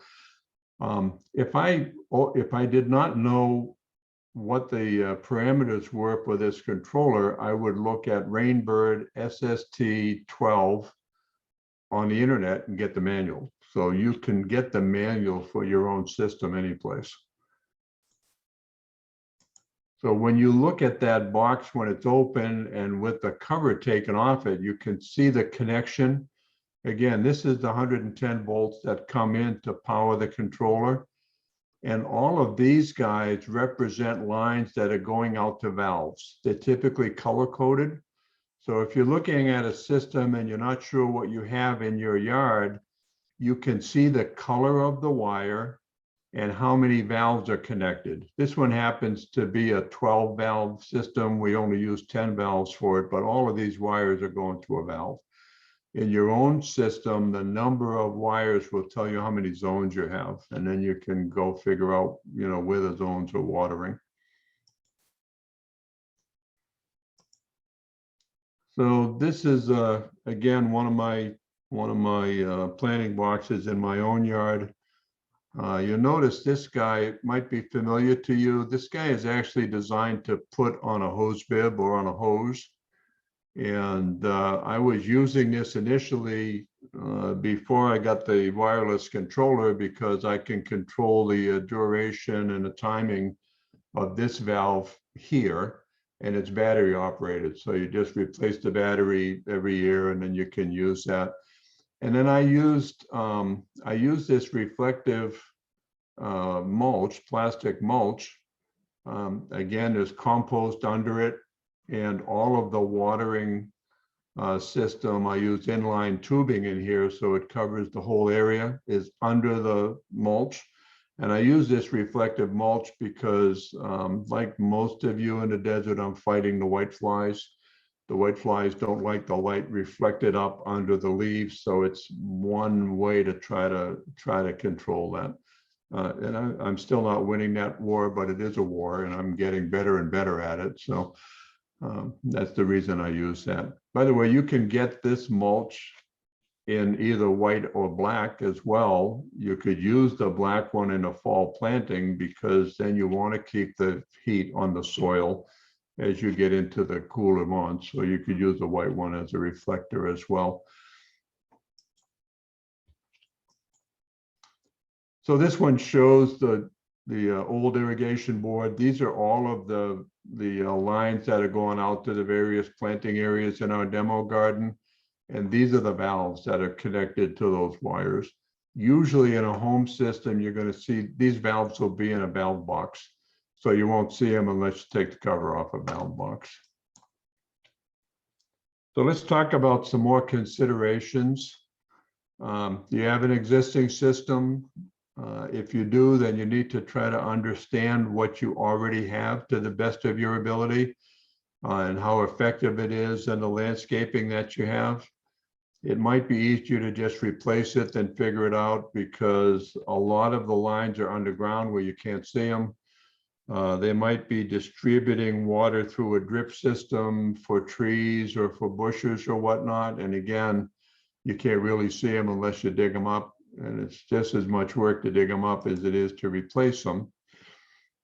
I'm going to talk a little bit about fluid dynamics. We did talk about the backflow and the vacuum breaker. It's really important that you isolate the water in your home that you're using to cook and drink and so forth from what you're using in your landscape. We're talking about the pressure regulators. The pressure regulators are always going to be after the valve because again, they will drop the pressure down too low for the valve to operate properly if you put them in front of the valve. Then there's this volume and pressure versus pipe size. So a lot of people believe that if you run water through a smaller pipe, the water pressure will go up. That's not really true. As you run water through smaller and smaller pipes, what you do is increase the velocity that the water travels through the pipes. So it's good in one sense. I mean, that's how pressure washers work, right? You put them on the end of the hose and they put them through a really small pipe, and the water trying to escape that system will go for a really good long distance, but the water pressure doesn't change. The water pressure does not increase. The water pressure is whatever is supplied to that system. So you might wonder why they don't use all half-inch pipes in landscaping. Well, the problem is that as the velocity of the water in the pipe increases, the turbulence increases, and you start to lose water pressure. So when you're looking at like a farming operation like we have at the MAC, they're using 1.5-inch pipes to distribute water in a lot of cases, you know, but they're going 300 feet or 600 feet in a zone. It's really hard to get 300 feet in a zone in a typical development. So you're probably not going to run into that. But the volume, the amount of water that you can get through the pipe is related to the pipe size, and you will lose pressure in the pipe through turbulence. You also lose pressure in the pipe if you have a lot of angles and twists and turns that the pipes are taking. It's really hard in a home system to create a problem doing that. The lots are just not big enough. In fluid dynamics, you always include loaded hoses. So if you put a controller at the far end of a garden hose and then use it to, you know, water a garden plot or whatnot, that hose becomes part of the system. You probably notice if you do that, when you use water in the house, you can hear a vibration in the plumbing, and that's because of that reverse flow valve that's on that particular line. Another thing to be aware of is that standard fittings come in more than one thread type. So when you're looking at purchasing things, you're going to see pipe thread and hose thread, and it might not be clearly indicated. But if you take a 3/4 inch pipe thread, which is typically what you'll see coming out of a valve and try to connect a hose thread device to that, which could be a hose, but it can be part of standard plumbing. Even though they're both 3/4 inch, and it almost seems like they're going to fit together, they're going to leak no matter what you do, because the number of threads per inch is different in those two. It's close enough that you can start to do them, but they're really hard to turn. And no matter what you do, they'll leak. There's not enough Teflon tape to solve that problem. So typically, if it doesn't specifically say this on the fitting that you're buying, you're going to see things like MPT or FHT. So it means like male pipe thread or female hose thread, and you want to match pipe threads to hose threads in your system. So environmental, they're talking about water sources, well, tank, city. Again, for most homeowner owners, you're getting your water from the city. If you have acreage, you might be on a well, or you might be buying hauled water and keeping it in a tank. Again, you want to use the bucket test to see how much water is available, to see if you're going to be able to use the system the way you want to use it. Water softeners we spoke about. Make sure that you are not including water from a home system that has a water softener in it. You want to make sure that the water you're using on the landscape is before any water softeners. Then it comes a question of fertilization. So we touched on that briefly. So in a garden, it's not that difficult, right? You're going to prepare the soil within a garden, and you're going to probably do that and add your amenities and fertilizer and whatnot every time you plant. So you're going to have time to adjust for that and see what works for you. When you're talking about trees and landscape plants, it's a little harder.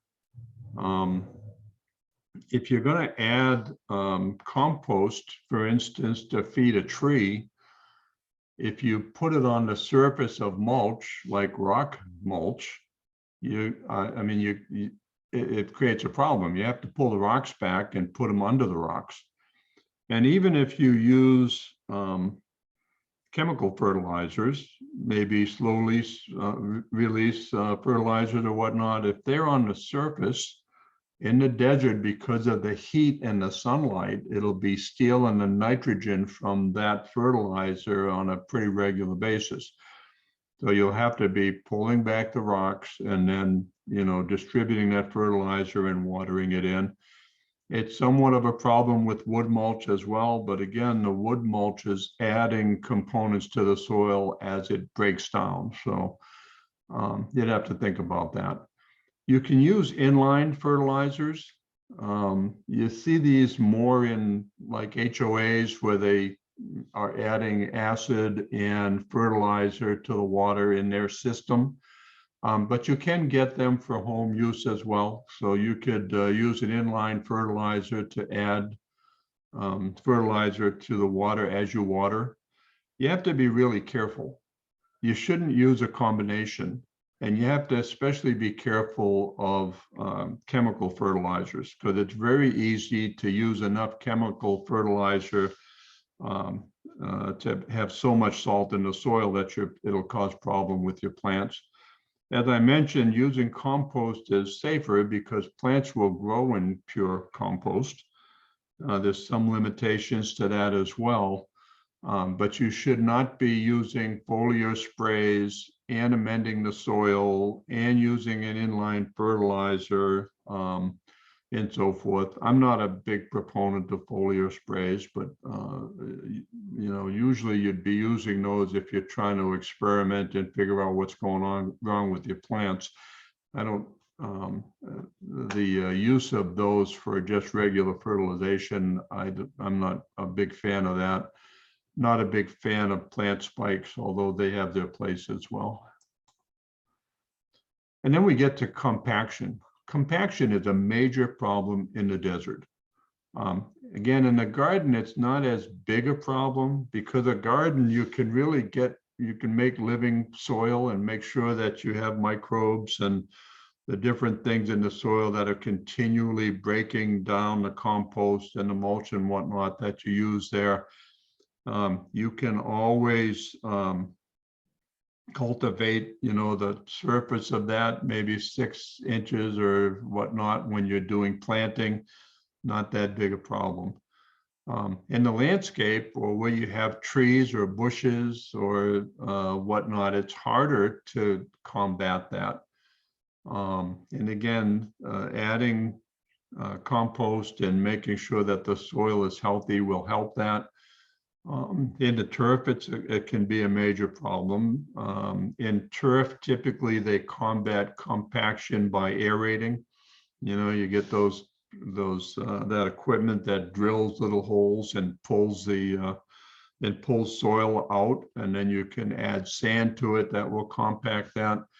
If you're in a tree and you're having a problem with compaction, you can use, I use something that's designed really to put fertilizer deep in the soil, which doesn't make any sense, seeing most of the roots are really near the surface, but it connects to a hose and it like drills a hole, the size of a probe, and you can get it down a couple of feet, but you can use it to make that hole and then fill it with sand. So that would be one way to get around that. There's a whole religious argument going on about whether you should till the soil and how much, because it releases a lot of the carbon back into the atmosphere where it's been trapped by the plants, and creates other problems. So you'll have to decide on your own how you want to manage that. But again, compaction over time will create a problem, because again, the water will, as you're irrigating, the water will continually and slowly and sometimes more quickly compact the soil. Okay, so let's talk about the location of the pipes and the wires. So the pipes themselves, typically, and what I did was review a lot of bids on irrigation systems for the city here in Maricopa and for some of the commercial projects here.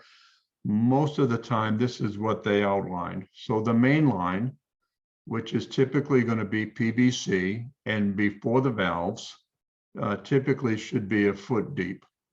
You can put them deeper. The deeper you go, the harder it is to manage them. If you put them anywhere near the surface, it will allow those lines to heat up more than you want to. Although you live in the desert and you want to take a cold shower, you can't do it anytime in the summer because the lines coming into the properties are heat up because of the intense heat. The laterals, these are typically going to be the polyethylene or the poly, the 5/8 inch lines. They need to be about 8 inches deep. If you put laterals, if you put poly deeper than that and you have compaction, it really encourages those pipes to split. Because again, the pressure of the soil above them will try to flatten them out. When the water system is on, it'll tend to make them expand and they'll be, it makes them more round, and over time they split along the seam. So again, if you've been in a development and your house is 15 years old, you've probably been repairing those or having somebody repair those already. So the laterals, or the polylaterals can be 6 inches. So I guess the laterals after the valves, we're still talking about PVC. And then the spaghetti tubing can be a couple inches or just below the mulch is probably fine.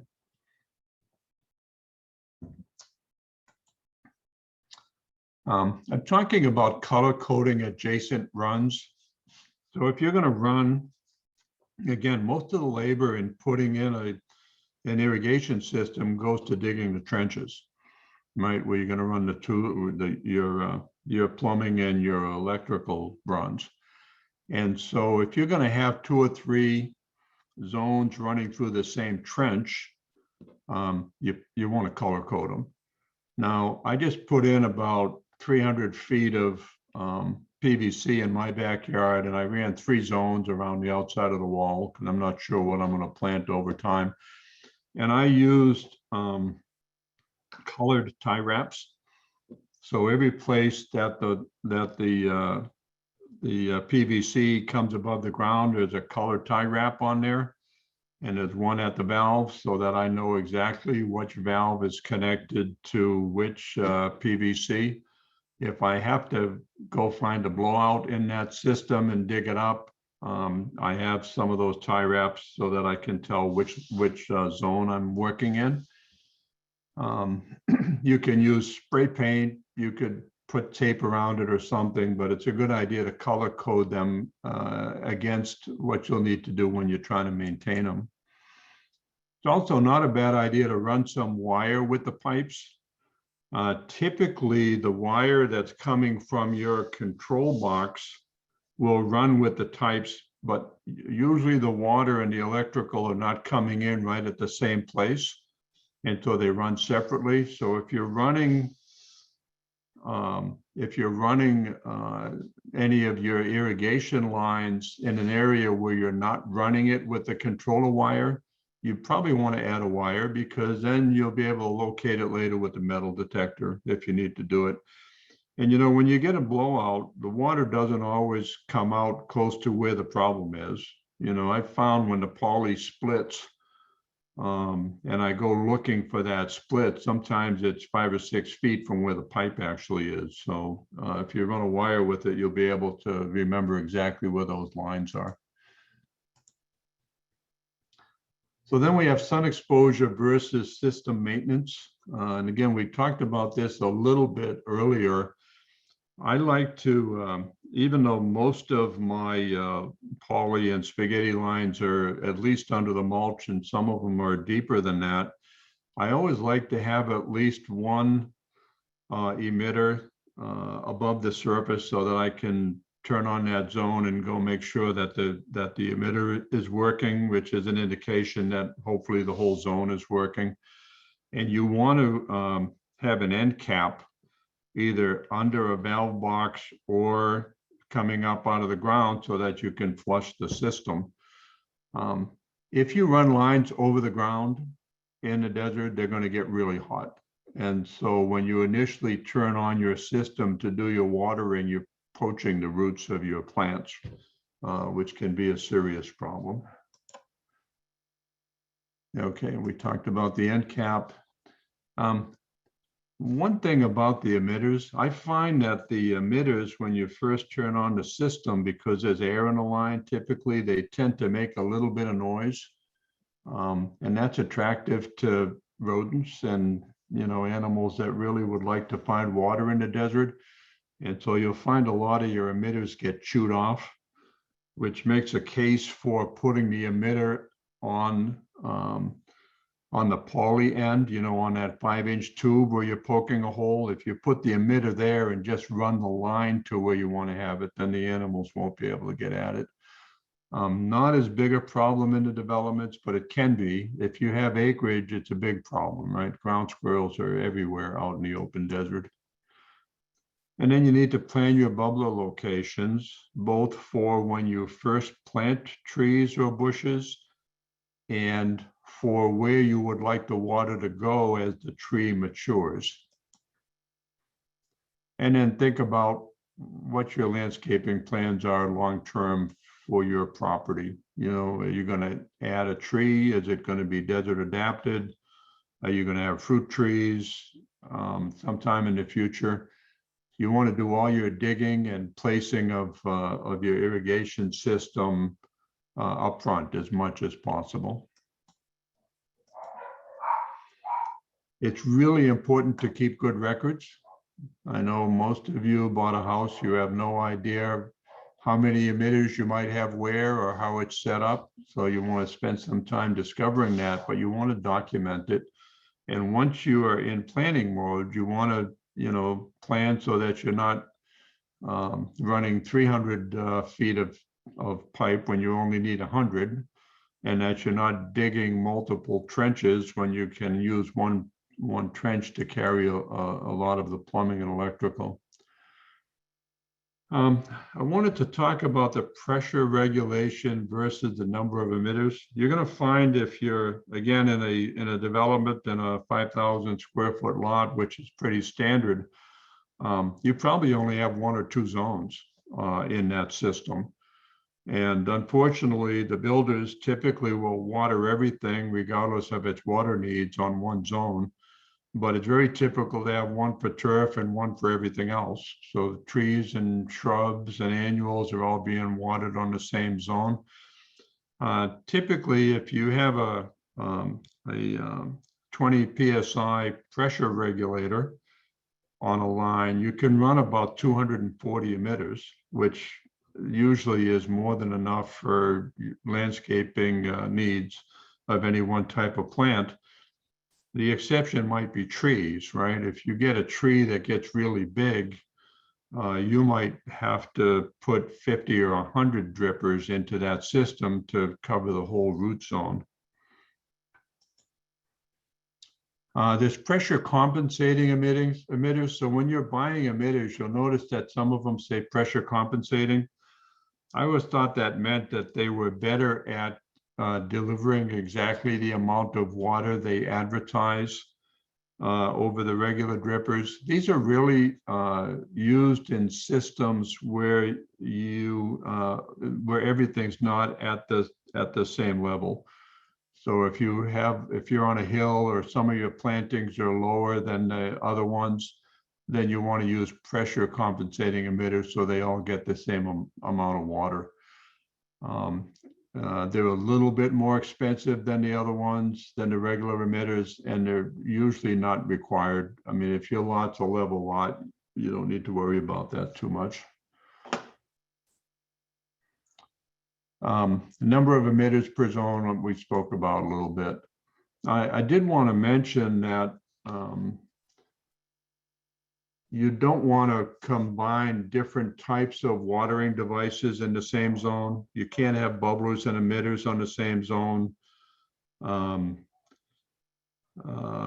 You can have a different number of emitters, or emitters that will deliver more or less water on the same zone, as long as they're all drip, all part of a drip system. But it's usually the smartest way to do it is to have emitters that are all the same rating in the same zone. And you definitely don't want to mix bubblers or pop-ups or anything in the same zone. So that brings us to maintenance. Clean the nozzles often. Again, make sure you have a filter on the line if you're going to use drip emitters, because any debris that's in the water will block those guys up. Actually, when the water dries out and leaves minerals behind, that'll block them up as well. So you need to keep track of that. This level the heads has to do with turf. You're going to find that if the pop-ups are not level, they start spraying water where you don't want it. So you want to make sure that they stay level. Adjust the run times every week. So when you're first getting familiar with your own system, then I would say that's not a bad idea. I adjust the run time seasonally. So I'm adjusting them like 3 times a year, maybe 4 times if the weather is extreme. You want to know how much water you're delivering, and you want to be sensitive to when the weather's changing so that you can adapt to that. But again, early on, you should be looking at it a lot just to make sure you understand what's going on in your system. Exercise the valves quarterly. This has more to do with making sure the valves are all working properly. And again, if you're keeping track of what's going on in your system, you'll know that already. If a valve stops working, it's either going to deliver water all the time, which you're going to be able to figure out, or it's not going to deliver water at all. you know, again, which the plants will complain about. Okay, so put it all together.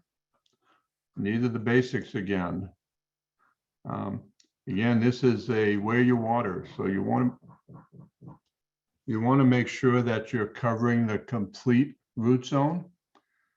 Again, this one is like a desert adapted tree because the roots are extending far from the drip line. You want to water deep and infrequent. So you don't want to water every day. And a lot of times you're going to find that your systems are programmed to water every day. That's what the builder left behind or the landscaper. Flush the salts twice a year. Group the plants with similar water needs. Check with a probe to make sure you know where the water is going. And then you have strategies for newly installed plants. So, you know, they're going to need more water when they're first installed. And use mulch. This slide is actually in your landscape watering handout that I sent to you. So it shows how much water or how often you should be watering as a basic guideline. So you see the 4 seasons there, spring, summer, fall, and winter with the months, and it shows typically how often you should be watering. So if you look at trees, it has desert adapted and high water use. You look at shrubs, the same thing, ground covers, cactus and succulents, which are on a completely different schedule. Annuals, and then the warm season grass, which typically will be Bermuda grass here, and then cool season grass. So if you are overseeding during the winter months, then that's how often you should be watering those. And then finally, the hose, horticultural therapy. As you're out in your garden, this is a good way to take care of hot spots.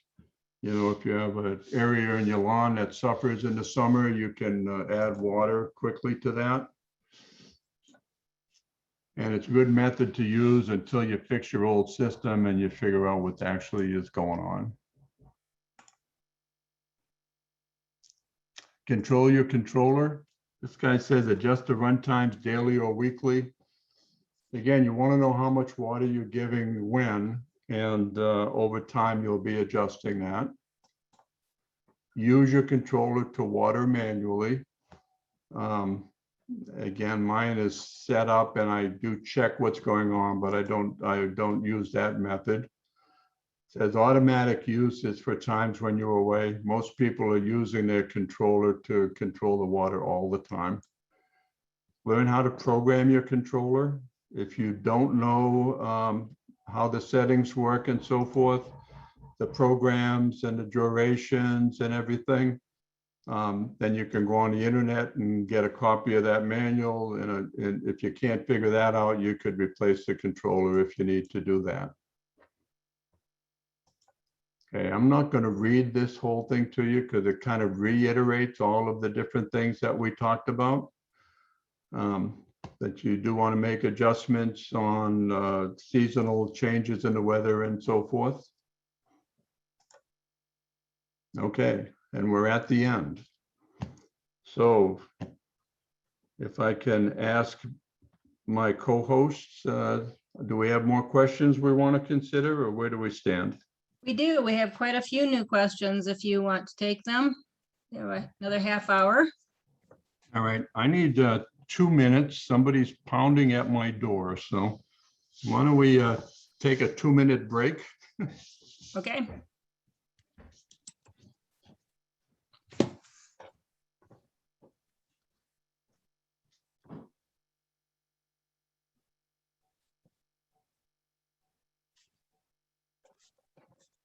Federal law. Yeah, your water company is required by law to publish the water quality standards, I think annually or semi-annually. And so you might find it there, or you could call your water district and ask them if they know. It would be part of that system. I've not tried to test my own water. I've assumed that it's harder than I want it to be. Okay. Petra Kapush says, Ron, I chuckled when you made your comment about not using softened water for watering plants. Our first winter in Arizona, I planted some geraniums and marigolds, watered them with the hose, and much to my horror, they were almost dead the next day. We figured it out, though. The water from the hose is supplied via the water softener system. We have a special tap at the kitchen sink that bypasses the water softener, so going forward, we use that to water our outdoor plants. So is the only solution to have your outdoor hose tap replumbed to bypass the water softener, so there's no added NaCl in it? So if you notice from some of the slides I went over, the irrigation water or the watering system on your property typically is separated out before it goes into the house. And so as long as you get the water from before it gets into that softener system, you're probably okay. If you want that particular hose bib to be untreated, then it's a plumbing question. And it sounds like it might be an expensive one, depending on where the hose bib is. If you notice from some of the slides that I had, I tapped into, I had a lawn in the backyard in the house that I bought. And so they had PVC running to the backyard and a valve in the backyard. So I was able to tap into the system there, and then I put my own hose bib there. But it sounds like you're looking at a plumbing solution either way. Okay. Connie Kotke says, what are the risks of leaving some sections of spaghetti tubing on top of rock mulch? Should we make every effort to bury them? So I prefer them buried, but it's situational. I mean, if you have spaghetti tubing like under a bush, and it's really, if ever, in the direct sun, that would minimize the impact. But you're going to be replacing that spaghetti tubing anyway if it's on the surface. I mean, the sun is going to break it down. You'll probably have to replace that every few years anyway. So, I mean, it's worth being under the mulch, but it's circumstantial. If it's on a shady area of the property, it's less vital. If it's in the direct sun a lot, then I think it can create a problem for you. Now, if your landscaping is healthy and it's on top of the surface, and I mean, that'd be up to you to decide. Okay. Kent Adams asks, what is your feeling about adding water sensing devices which shut off the irrigation during rain events? I mean, I'm okay with those.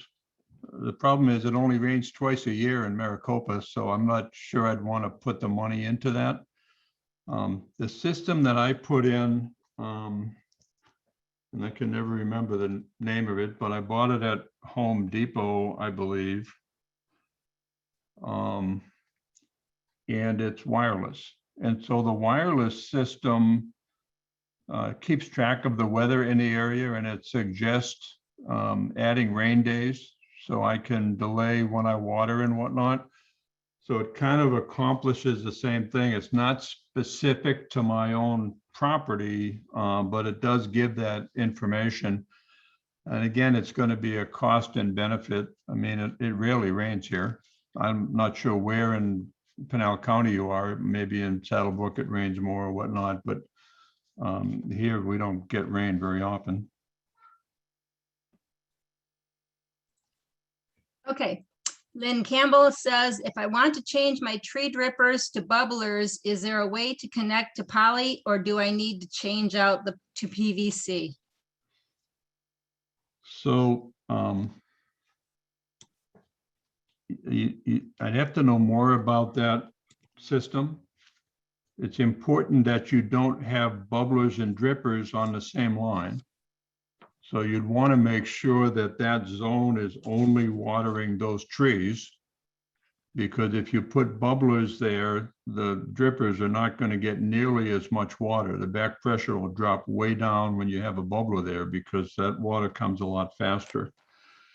But assuming that the trees are the only thing on that zone, you would have to get to the either where it's connected to the valve or where it changes. There's going to be some kind of adapter between PVC and poly.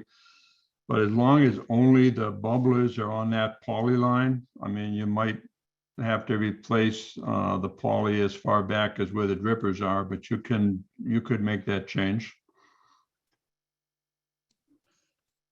Okay, Not sure if that was very clear, but good enough. If they had more questions answered, you gave them your email address, correct? At the Right. beginning. Okay, so Alvina Janda says, with desert adapted, well-established desert trees like the Palo Verde, Mesquite, and Ironwood, with less water, how much impact will it have on growth? so I got everything but the what kind of water? With less water, how much impact will it have on the growth of them? Well, it'll slow down the growth somewhat, but it depends on a number of different factors. So when you look at trees, if they're native trees and they are volunteers, they grew there on their own, then they probably have a taproot and they're probably more deeply rooted than if you buy one from a nursery. I mean, if you buy a tree that's, even 2 or 3, 4 feet tall from a nursery, they cut the taproot. And so you just have the surface roots. So the tree will survive or thrive based on its ability to draw water. If it's deeply rooted, that will help it a lot. You certainly could cut down on the amount of water. And again, the tree will tell you if you get carried away. If it has less water, it will have less ability to photosynthesize, so it will slow its growth somewhat, I believe. Okay, Elaine Weber asks, what are the signs on a cactus if it is being overwatered? Well, if a cactus is being overwatered, they tend to get pretty plump and they grow like crazy. One of my neighbors has a desert pear, a pad cactus in their front yard, and it's on the regular system. They're snowbirds. When they left, it was about 2 feet tall, and when they came back, it was about 8 feet tall. And on a windy day, they tend to break up because they cannot sustain that weight. It's unnatural for them. Cactus are experts at finding and retaining water. That's what they do for a living. If you give them a lot of water, they get overweight, they grow too fast. Much like a desert adapted tree. If you're watering a Palo Verde or a Mesquite on a system and giving it a lot of water, they grow really fast. They get really big, and then on a windy day, the branches break off. Okay, Kent Adams says, can you mix different drip rate emitters on the same zones? You can, although I'd question why you need to do that. It's better to use the same rate drippers in the zone, and if you needed to add more water, And I can't see the chat. yeah, you can add That's- drippers.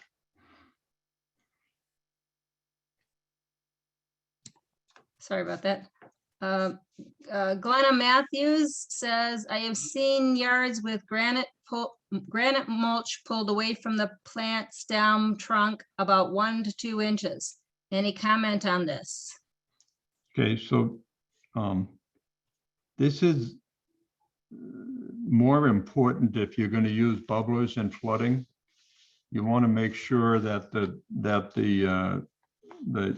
tree's union with the roots the zone where the roots are differentiated from the tree itself doesn't want to be wet all the time, because you're encouraging problems. You're going to get viral or bacterial problems with that tree. The same reason you don't want to be watering watering that. If you're going to set up bubblers and a basin, you want the water to go to the roots. You don't want to get it around the base of the tree. So pulling back the mulch would give it a chance to evaporate. So it's usually a good idea. And in most cases, that would be recommended. Now, we do have some training further along in the course that's focused on trees. And so they'll talk about it more in there. But it's usually a good idea. You definitely don't want to pile up mulch of any kind over an existing tree, because that'll encourage. In the desert, we get a lot of sand and whatnot blowing around. That will encourage the ground around the tree to start to go higher and higher. And if the base of that tree is, all of a sudden underground, if you would, it'll strangle the tree. That'll kill the tree. So you don't want it to build up beyond where it was when you planted it. By the way, that's also something you have to keep track of, because typically trees come in a growing medium that's not the same as you're planting them in. And as the trees and the environment start to use up the nutrients and the biodegradable stuff in that planting medium, the trees tend to shrink. I mean, they tend to get sunken in the ground, and that will kill them as well. They can't go below the surface of the ground. Okay, and then Ken Adams says, as a practical matter, we are going to be advising clients on the proper questions to ask and how to review a professional irrigation company program. Is there a simple checklist to help homeowners work with irrigation companies? I don't remember seeing a particular source for that, but there's some good documentation. As I've been investigating these things, because I've been teaching this class for a while, and there's a lot of questions, and I'm trying to get my own knowledge up. I've used Orbit and Rainbird have some good background information about irrigation. You might find what you want there, but I don't know that it's very scientific. I don't know that anybody has really published anything aimed at a homeowner. When I get a chance to talk to Ann, I'll ask her that question. She may know of a resource for that. Ron, I would say that most of the companies out there, unless they are specifically irrigation contractors, do not know irrigation well enough to do it unless you give them some guidance. So the average homeowner is going to get a system that is easy and quick and cheap for the person putting it in, but it may or may not, do what you want it to do. So the more knowledge they have of what they want is going to do them more good. So, just like all the things that you pointed out during this presentation is having the different zones for the different plant needs and having the different microclimates, and you need a zone for each of those microclimates, and being able to have that opportunity to adjust each of them individually. Those are things that are not always included on the basic irrigation system when somebody puts it in. And a lot of the irrigation people, or the people saying that they can install one for you, are not necessarily very well trained in irrigation. Yeah, I guess getting back to the original question, I don't know of any document that would help a layman or a homeowner know what to spec out for an irrigation system. I mean, a lot of the knowledge is specialized. I mean, if you don't know it, you don't know it, right? Okay, and then Mary Katza says there are now salt-free water softeners and conditioners that really do not work like traditional softeners, so no issue with salt. And somebody asked her where she got hers, and she said online, just search saltless water softeners. And that is the final question that we had. If anybody else has a question, if they want to type something in right now, we have a few more minutes. And There I'd it- like to comment on the water softeners. Okay. I have a Pelican system myself, which doesn't use salt. However, it is a chemical-based system, so I'm running some experiments. You know, you saw my pictures, one of my hose bibs comes from the house, so I could use that to figure out if it's going to kill something or not. I haven't done that yet, but I will. And I don't, there's a lot written about water softeners and plant maintenance, but there's not much written about some of these newer systems that have come out. So I'm just not sure. It's a great question and it'll get answered someday, but I don't have an answer for that today. Okay, nobody else has typed anything in. People are thanking you and saying great lecture. And if nobody else has a question, just to let you know, next week's class will be the xeriscapes. And I am going to stop the recording now.